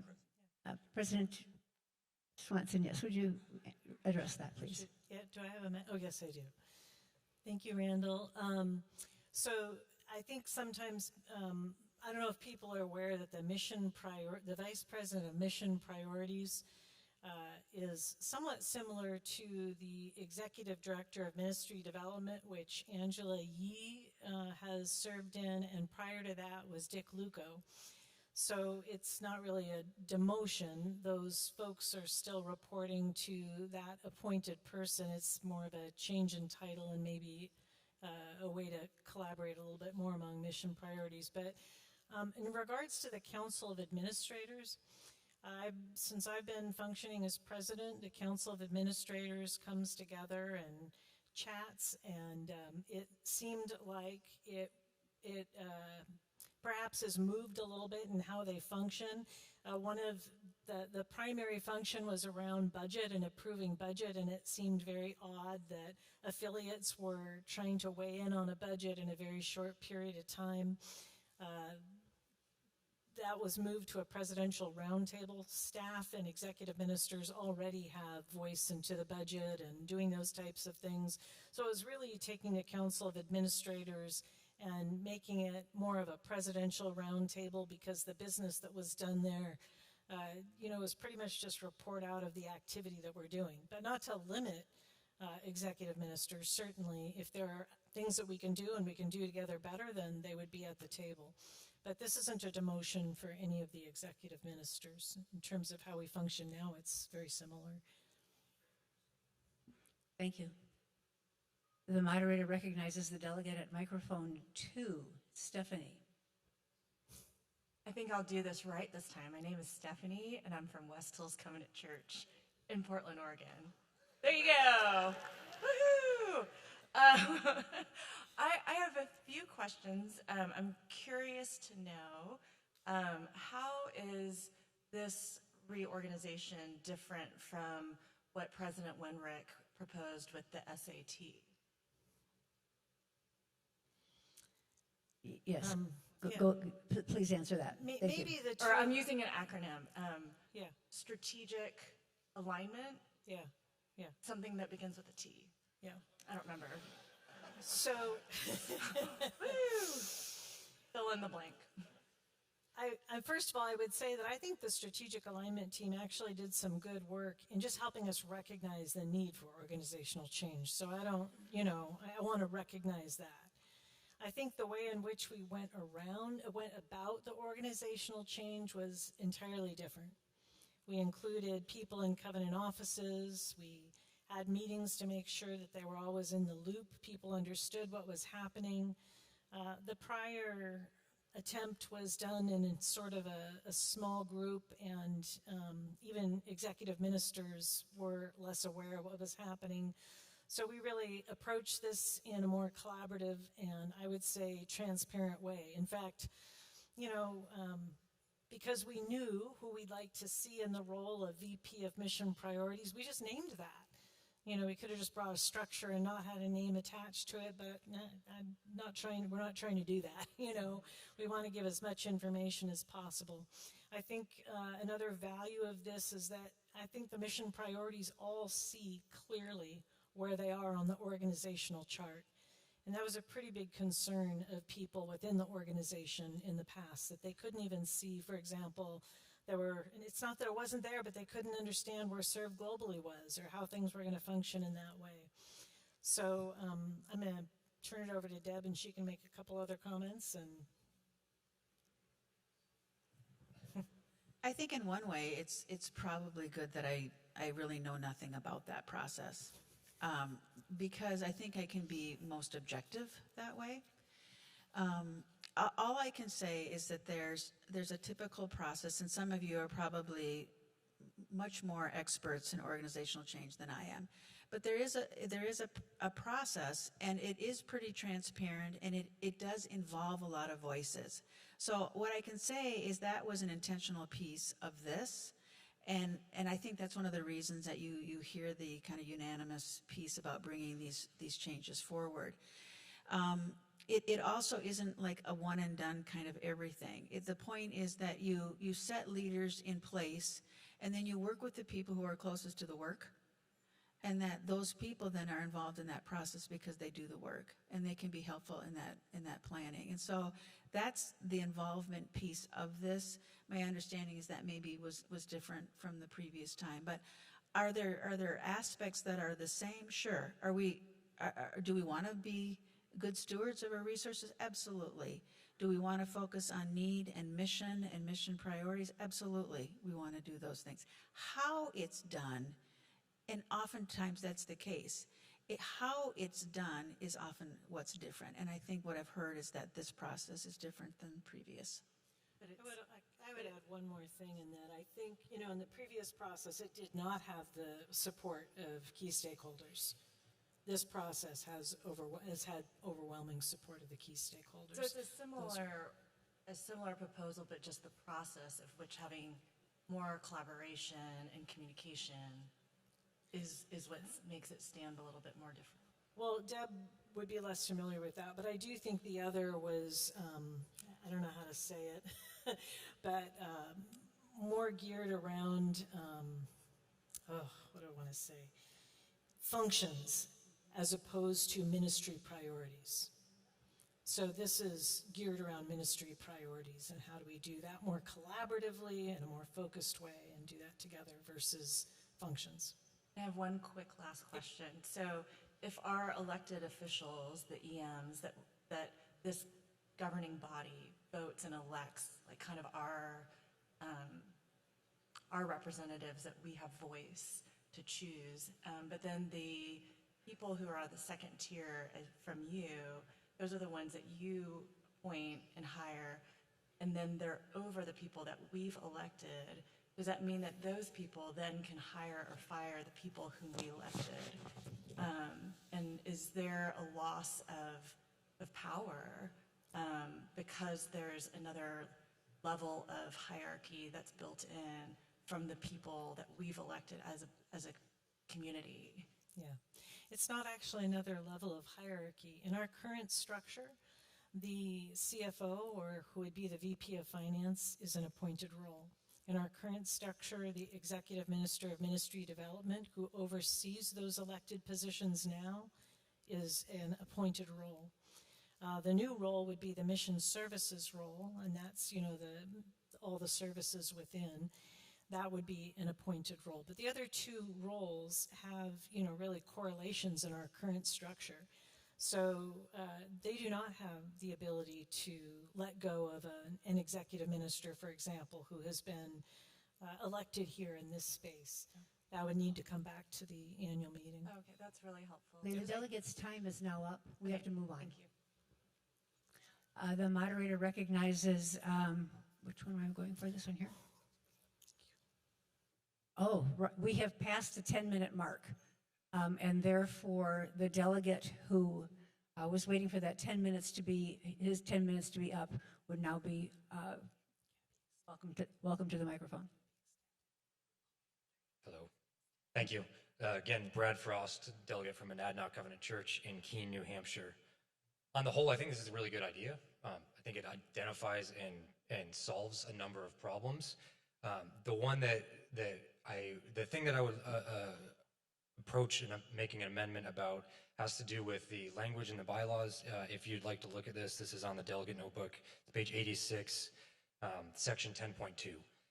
The whole idea of having an annual meeting is that the annual meeting, we have a congregational polity, right? And so it's consistent with our polity for the annual meeting to have input into the leaders of the denomination. And so the language of the amendment that I am proposing is simply this, that vice president shall be nominated by the president, vetted by the covenant executive board, and confirmed by the annual meeting. In the case of a vice presidential nominee who has previously been elected by the annual meeting and is currently serving in that previously elected office, a candidate shall be nominated by the president and confirmed by the covenant executive board.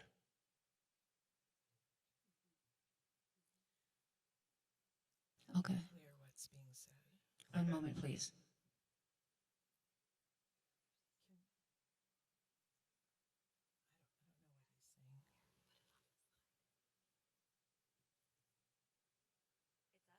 Okay. The amendment to the executive board's proposed amendment to the bylaws increases the modification of the provision to be amended. In other words, it places a greater burden on the working of the organization, and it's therefore out of order.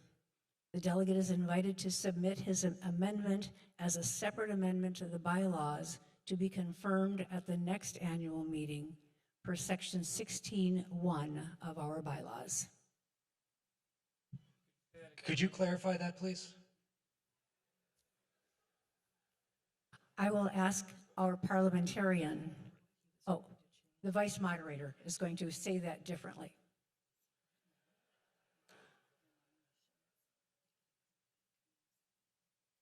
Yeah, thank you. You're right, it is confusing. But Robert's rules indicates that if an amendment is amended in a way that increases the modification of the article or provision to be amended, in other words, it is a greater challenge to the denomination to bring these nominations to the annual meeting than it is to bring it to the covenant executive board. Robert's rules says that at that point that is out of order, and that's why the suggestion was made that this might come as an amendment spread on the minutes this year and voted on next year. It's a complication about amending what is already amendment. I was under the impression this was a motion being brought forward about an organizational restructure that includes some new titles and things like that, so I'm just trying to understand where the delineation between an amendment and this particular motion ends up coming in. The best way I was able to understand this was to say that we have before us a motion to amend the bylaws, and we have what that amendment to the bylaws has to say. What you're wanting to do is to amend that amendment to the bylaws, which increases the burden on the organization. And that is what Robert says makes it out of order. All right, thanks, Robert. On behalf of Robert, you're welcome. The moderator recognizes the delegate at microphone 3.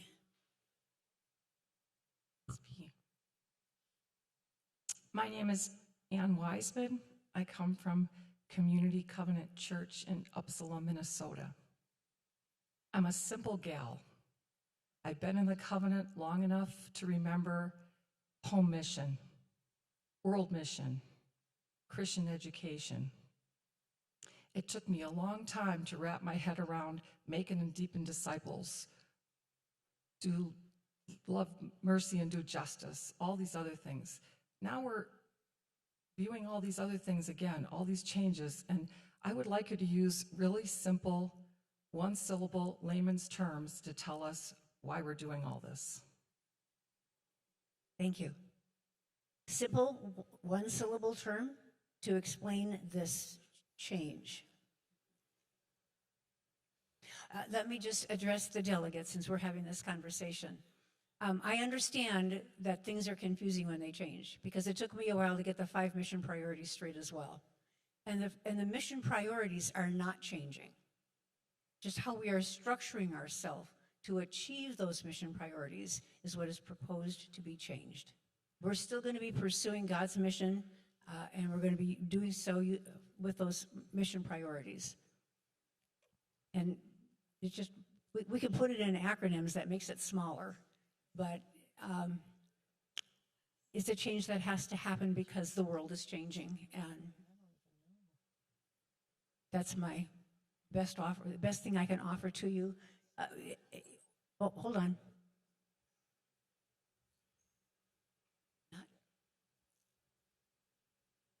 Okay, yeah, so yeah, I'm going to move on to the next point, which would be the delegate recognizes no, the delegate doesn't. The moderator recognizes the delegate at microphone 1. That's okay. There's, hi, I'm Chris Wall, pastor and delegate from Attleboro, Massachusetts, Evangelical Covenant Church. My question is sort of in line with Pastor Frost's amendment, so maybe you could just offer a little clarification on why the Vice President of Mission Priorities is an appointed position instead of an elected position. It seems odd to be between elected positions, seems to have an outsized impact on the mission priorities. Do you want me to answer it or you? Which one of you would like to address that? Yeah. So I'm wondering if there's a little confusion about how we're structured at this time, because it's actually how we're structured now with an executive minister of development ministries. I'm sorry, an executive director of ministry development. That is the same person, that is Angela Yee, who served in that role, and prior to that, Dick Luco. They were not elected people, and I think that one of the answers I would give for why it's helpful is the continuity.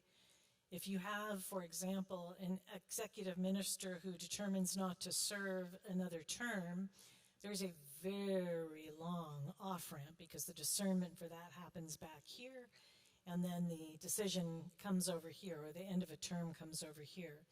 So this person can lend a lot of continuity. It's not really power structure, if you say it that way. It's more of an accountability structure, but the idea that the Vice President of Mission Priorities is an appointed role is actually no different than what we currently have with our executive ministers reporting to the executive minister of ministry development, executive director of ministry development. There is no change. Thank you. This one here. Okay, the moderator recognizes the delegate at microphone. Well, I was going to, sorry. We're moving, the moderator is now moving to microphone 4 and recognizing the delegate at microphone 4. Paul Knight, Hope Covenant Church in Grand Forks, North Dakota, and I'm speaking for the organizational chart, but with an observation. I know it's implied all over theoretically, but I notice an absence of the verbiage or on the chart regarding evangelism.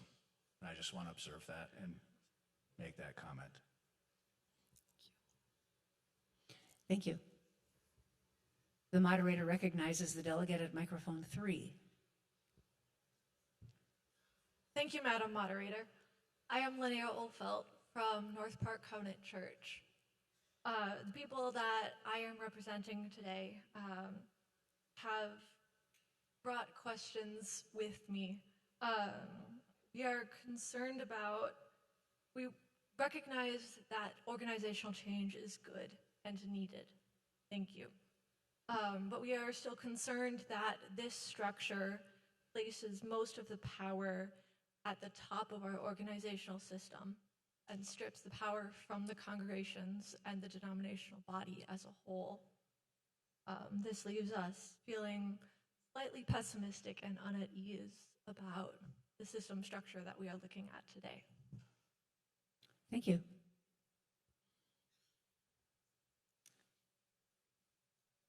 The moderator recognizes the delegate at microphone 4.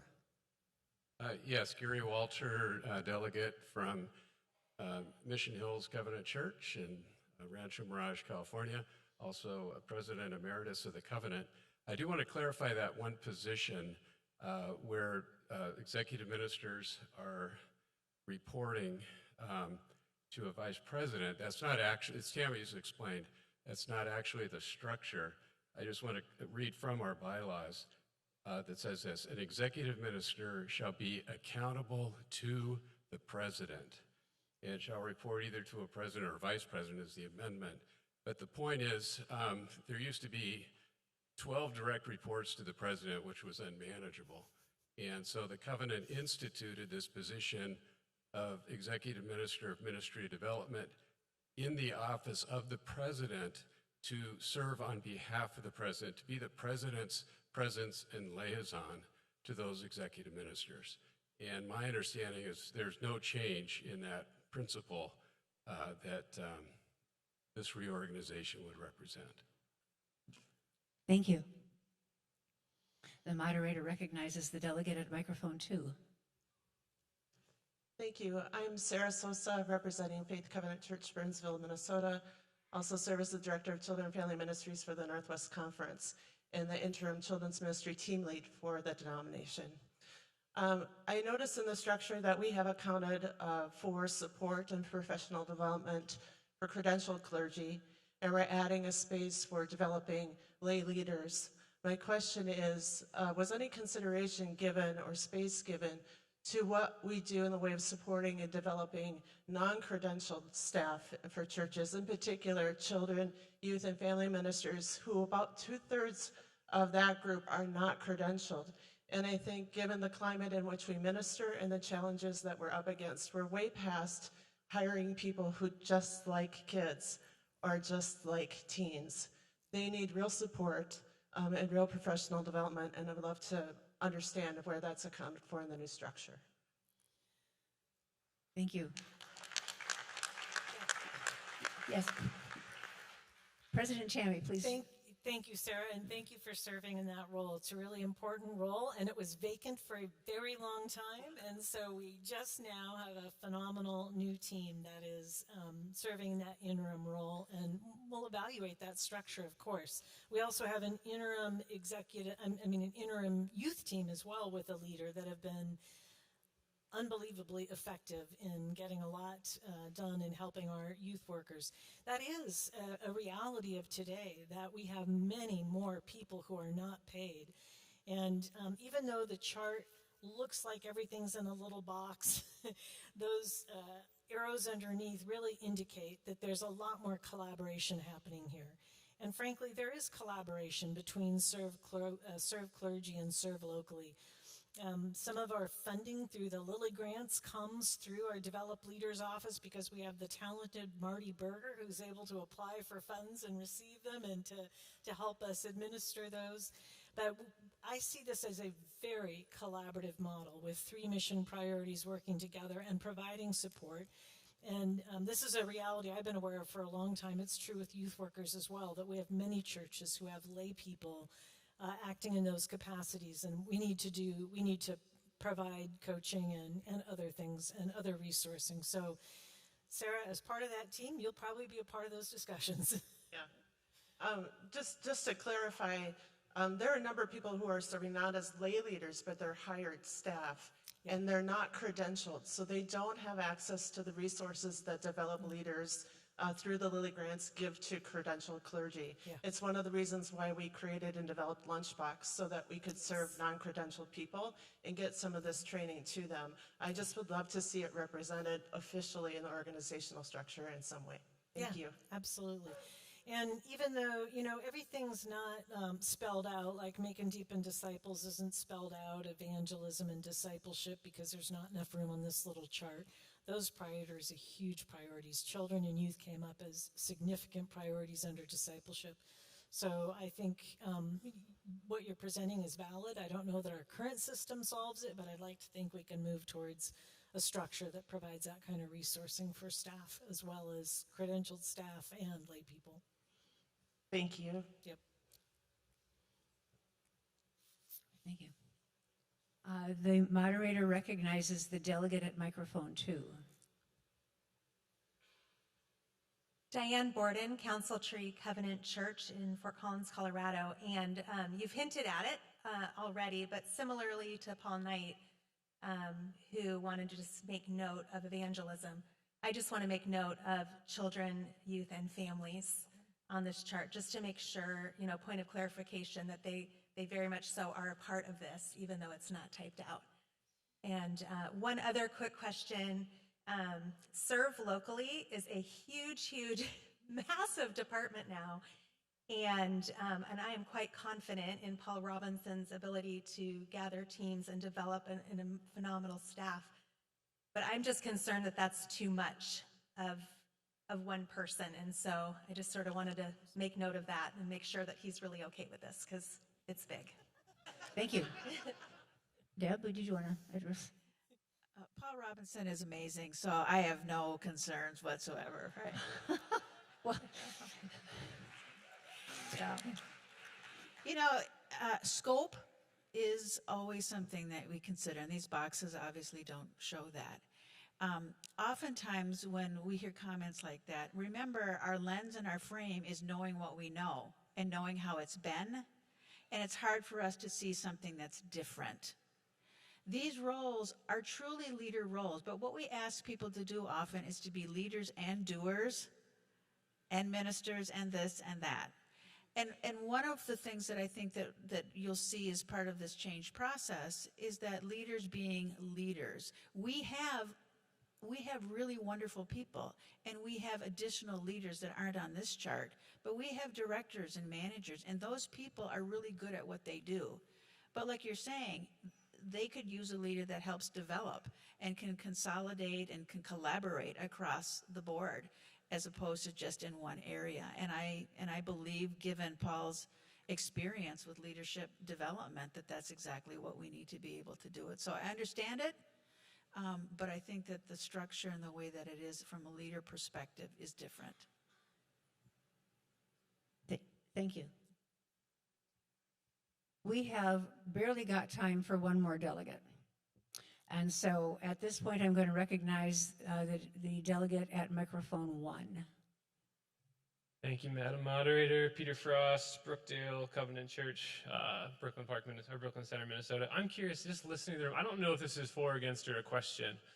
Well, it's not against. I'm for what you're doing, Tammy. Thank you for all your work. But I'm just listening to the room and feeling like the main concern I'm hearing is, are the voices of the annual meeting and those we're electing still in the room? Or is there a power structure that's eliminating those? And so, yeah, seeing you and knowing your collaborative heart, I'm not concerned, but as I was reading through here, there's also the Council of Administrators, that's kind of being shrunk down.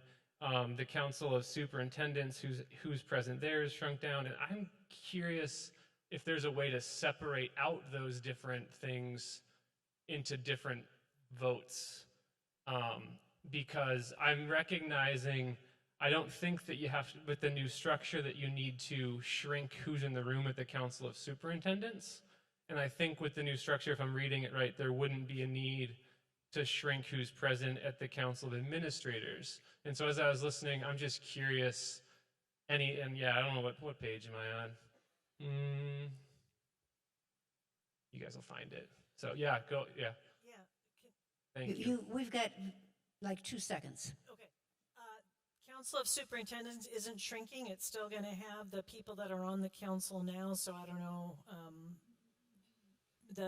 the executive minister of developed leaders, the executive minister of well, Sir Clergy, the executive minister of Serve Locally will remain on the council, as well as the vice president of mission priorities. That's actually the way it's configured now.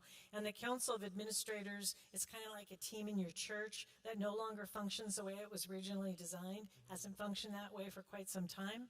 So we're just kind of aligning that into practice and making that more of a presidential roundtable.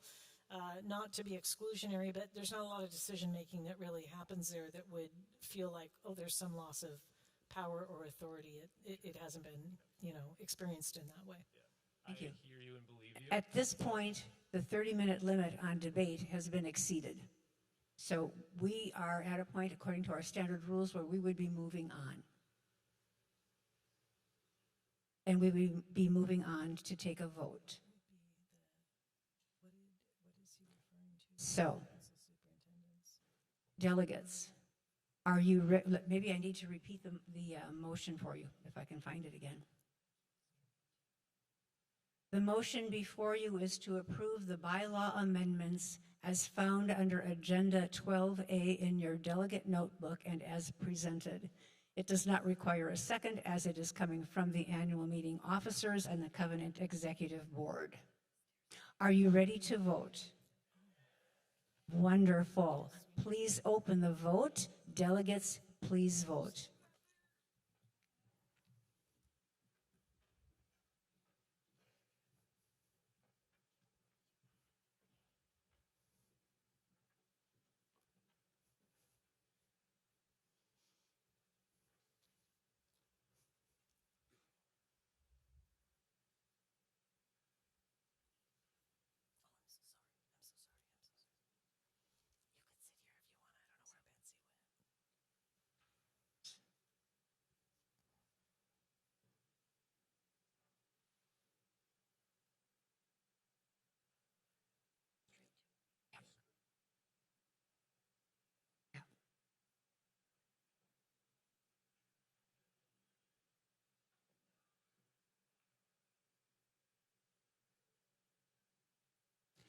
Voting will soon be closing.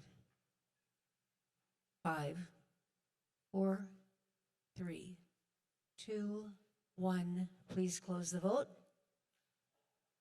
Vote is now closed. And please show the results. Yes, the motion is approved. Thank you.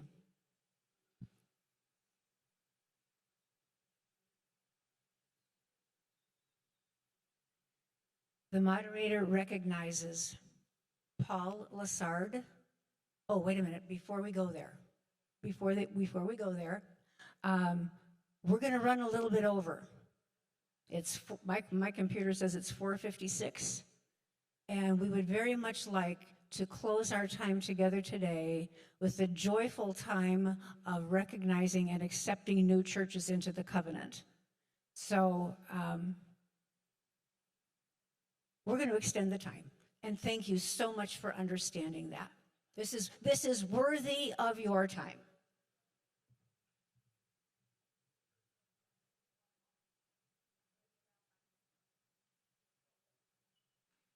The moderator recognizes Paul Lassard, Executive Minister of Start and Strengthen Churches, and the conference superintendents who will be presenting with Paul. So would you like to call them up here, or shall I? I will call upon them individually. Madam Moderator, based upon the recommendation of the respective conferences and with the concurrence of the Executive Board, with joy we recommend to the 137th Annual Meeting of the Evangelical Covenant Church that the 10 churches listed on the pages for Agenda Item 8 be accepted into membership in the Evangelical Covenant Church. Of these 10 churches, 6 are church plants that have achieved the maturity in terms of finances and leadership that they are ready to become members of the covenant. And 4 of these churches come in by adoption, which means that through the discernment process of their leaders and their congregation, they are joining with the covenant for the mission and ministry that we will share together. We receive these churches with great joy and with gratefulness. Though we are presenting and voting for each church individually by conference, Madam Moderator, we would like to hold the vote for each of them till the end of the presentation. Yes, we can do that. Midwest Conference moderator, I request permission to call up the conference superintendent, Brian Johnson.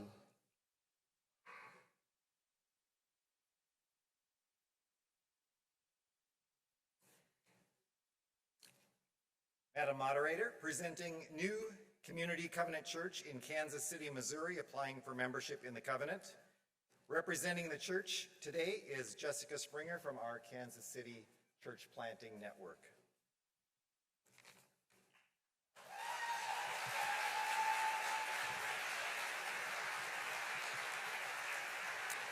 Moderator, presenting Trailhead Covenant Church in Longmont, Colorado, applying for membership in the covenant. Representing the church today is Jim Eaton from our Colorado church planting team.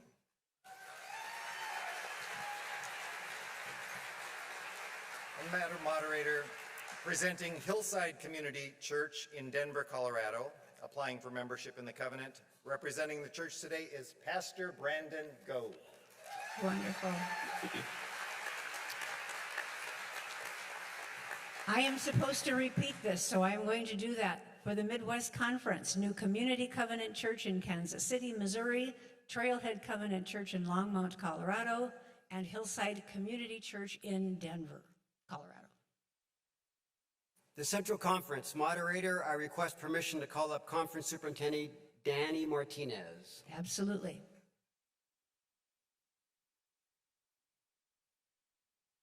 Hold your applause, please. Thank you.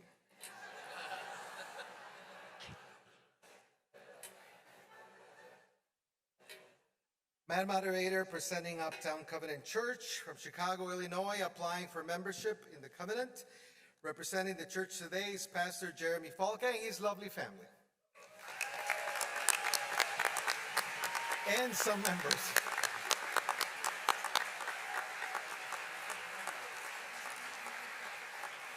Very proud of this church plant. Madam Moderator, presenting Luz de Esperanza Covenant Church in Campton Hill, Illinois. Applying for membership, the church is not represented today. Thank you. Madam Moderator, presenting Grace Comunidad del Pacto de Amor in Chicago, Illinois, applying for membership in the covenant. The church is not represented here today.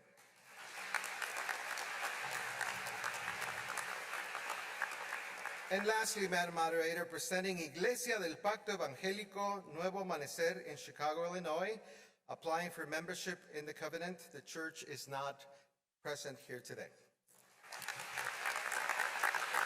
For the Central Conference, Uptown Covenant Church in Chicago, Illinois, Luz de Esperanza Covenant Church in Compton Hills, Illinois, Grace Comunidad Pacto de Amor in Chicago, Illinois, and Iglesia del Pacto Evangélico Nuevo Amanecer in Chicago, Illinois.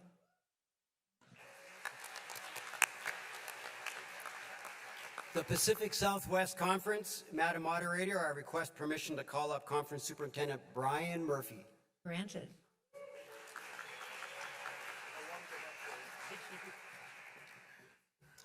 Madam Moderator, presenting Coastline Covenant Church in Redondo Beach, California, applying for membership in the covenant. Representing the church today is Sean Hurley and Nikki Hernandez.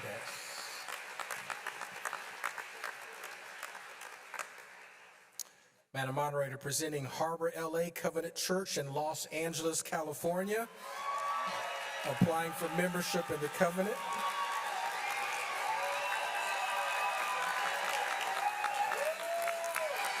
Representing the church today is Tori Seaside and Israel Solomon.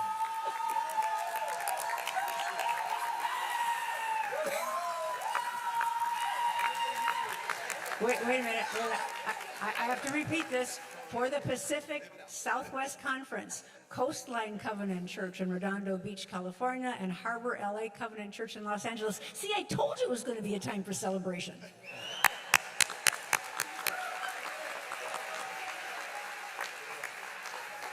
Madam Moderator, the Southeast Conference, I request permission to call up Conference Superintendent Catherine Gilliard. Absolutely.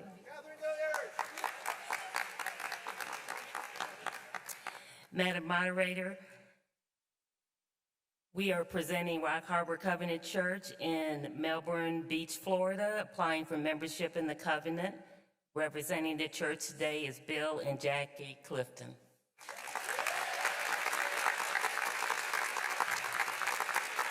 And finally, last but absolutely not least, for the Southeast Conference, Rock Harbor Covenant Church in Melbourne Beach, Florida.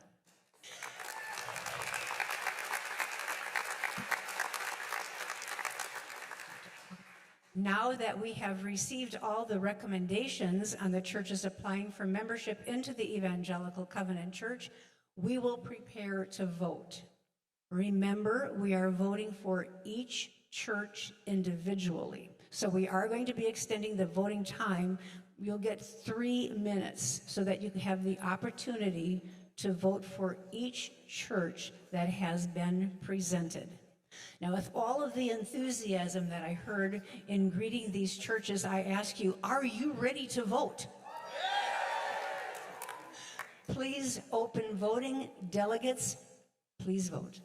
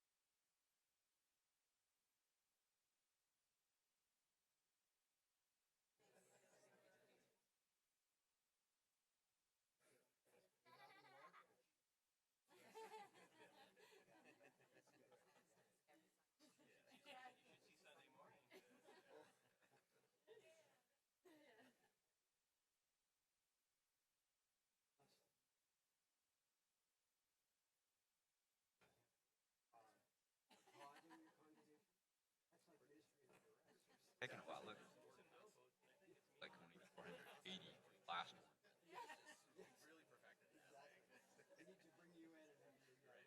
Rock Harbor, man.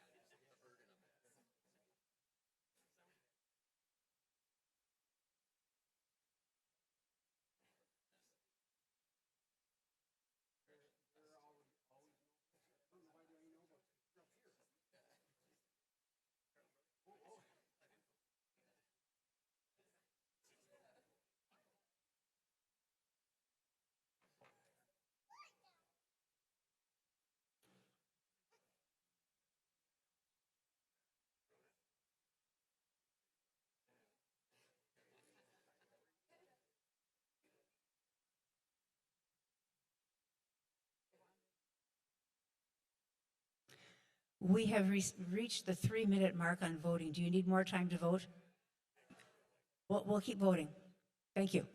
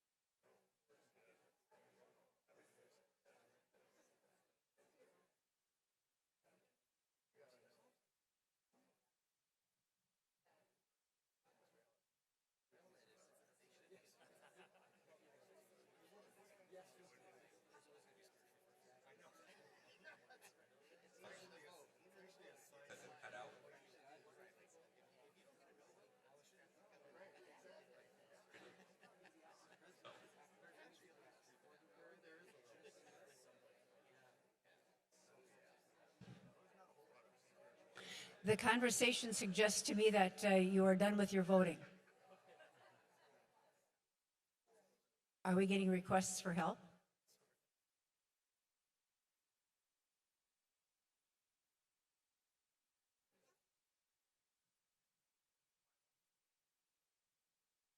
Raise your hand if you need some help. Okay, we have a request for help down this way. While we're getting help to the delegate who needs some assistance, if you're not that delegate, you can pay attention to what I'm about to tell you. This is mainly for the benefit of the people who are online who did not get this result. The adoption of the proposed bylaw amendment was approved by 87% of the people voting. Thank you.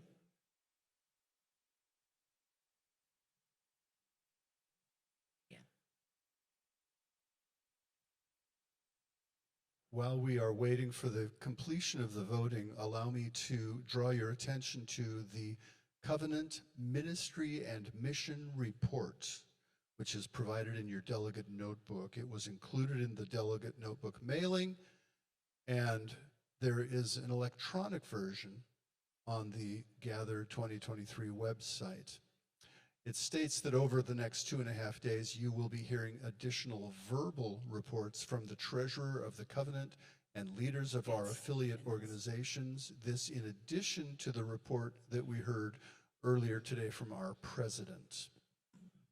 Now, on Saturday, during the presentation of agenda item 39, we will have time for leaders to respond to your questions that you have in regard to the reports you have heard or on any agenda items being presented.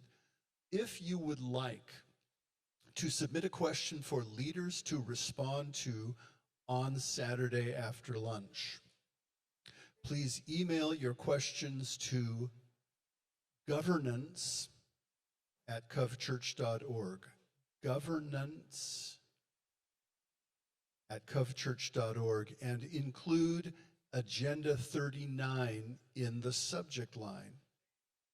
Please include your name, your church name, and please include your phone number in case we need to follow up with you individually. Our request is that all such questions be submitted by noon on Saturday, July 1st, and we will provide responses when agenda item 39 is called.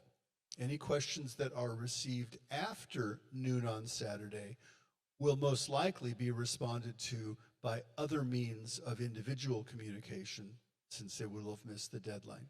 So again, governance@covchurch.org, agenda 39 in the subject line. Get those emails to us by noon on Saturday. Please close the voting. Voting is now closed, and I will ask if Paul Lassard will please share the results for each church. Do you want us to applaud individually, or shall we wait till we're over? Pardon me? Do you want us to hold our applause? Yes, thank you. These middle-aged eyes were just kind of... Okay, they're older than middle-aged, I get that, yeah. I am so glad you're doing that, because I was struggling with it. Okay, for New Community Covenant Church, 4 votes, 662, and 1 against.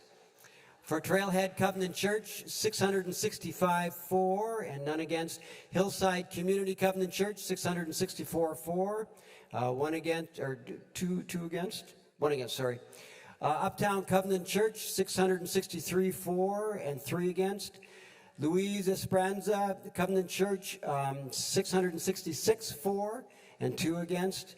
Grace Comunidad, 664 for and 3 against.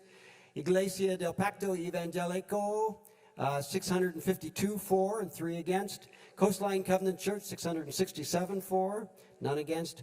Harbor LA, 664 for and 1 against. Rock Harbor Covenant Church, 665 for and 0 against. Let's stand and applaud.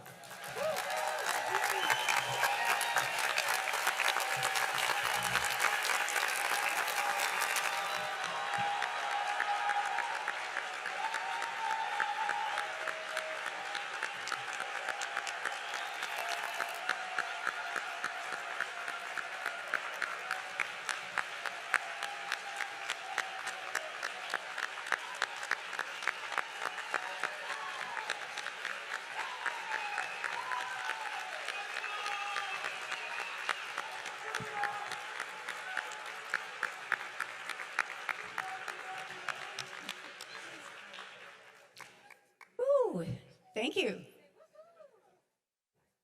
You probably figured out that all of the motions passed. All right. So the moderator recognizes John Bonkoski from the Covenant Executive Board to pray for these new member churches.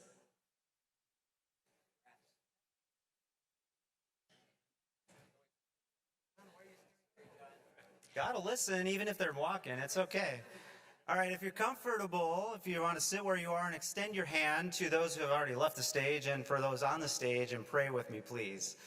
Dear Heavenly Father, we are so grateful for joyous occasions like this and for strong and bold leaders who want to plant new churches to reach more people for you. And we pray a special protection over each of these new pastors and their families, their spouses, their kids, and all of the community that are around them. This is a big deal for these pastors and these communities. And that special protection over their families, that these pastors want to reach the community, but they also have a family of their own to take care of, and that those two could be harmonious together so that they could reach their communities for you, Jesus. We are celebrating today, and we celebrate generations from now as these churches will have stories to tell in future gather meetings down the line. God, thank you for this wonderful moment, and thank you for these leaders and the communities that they're going to impact. We love you.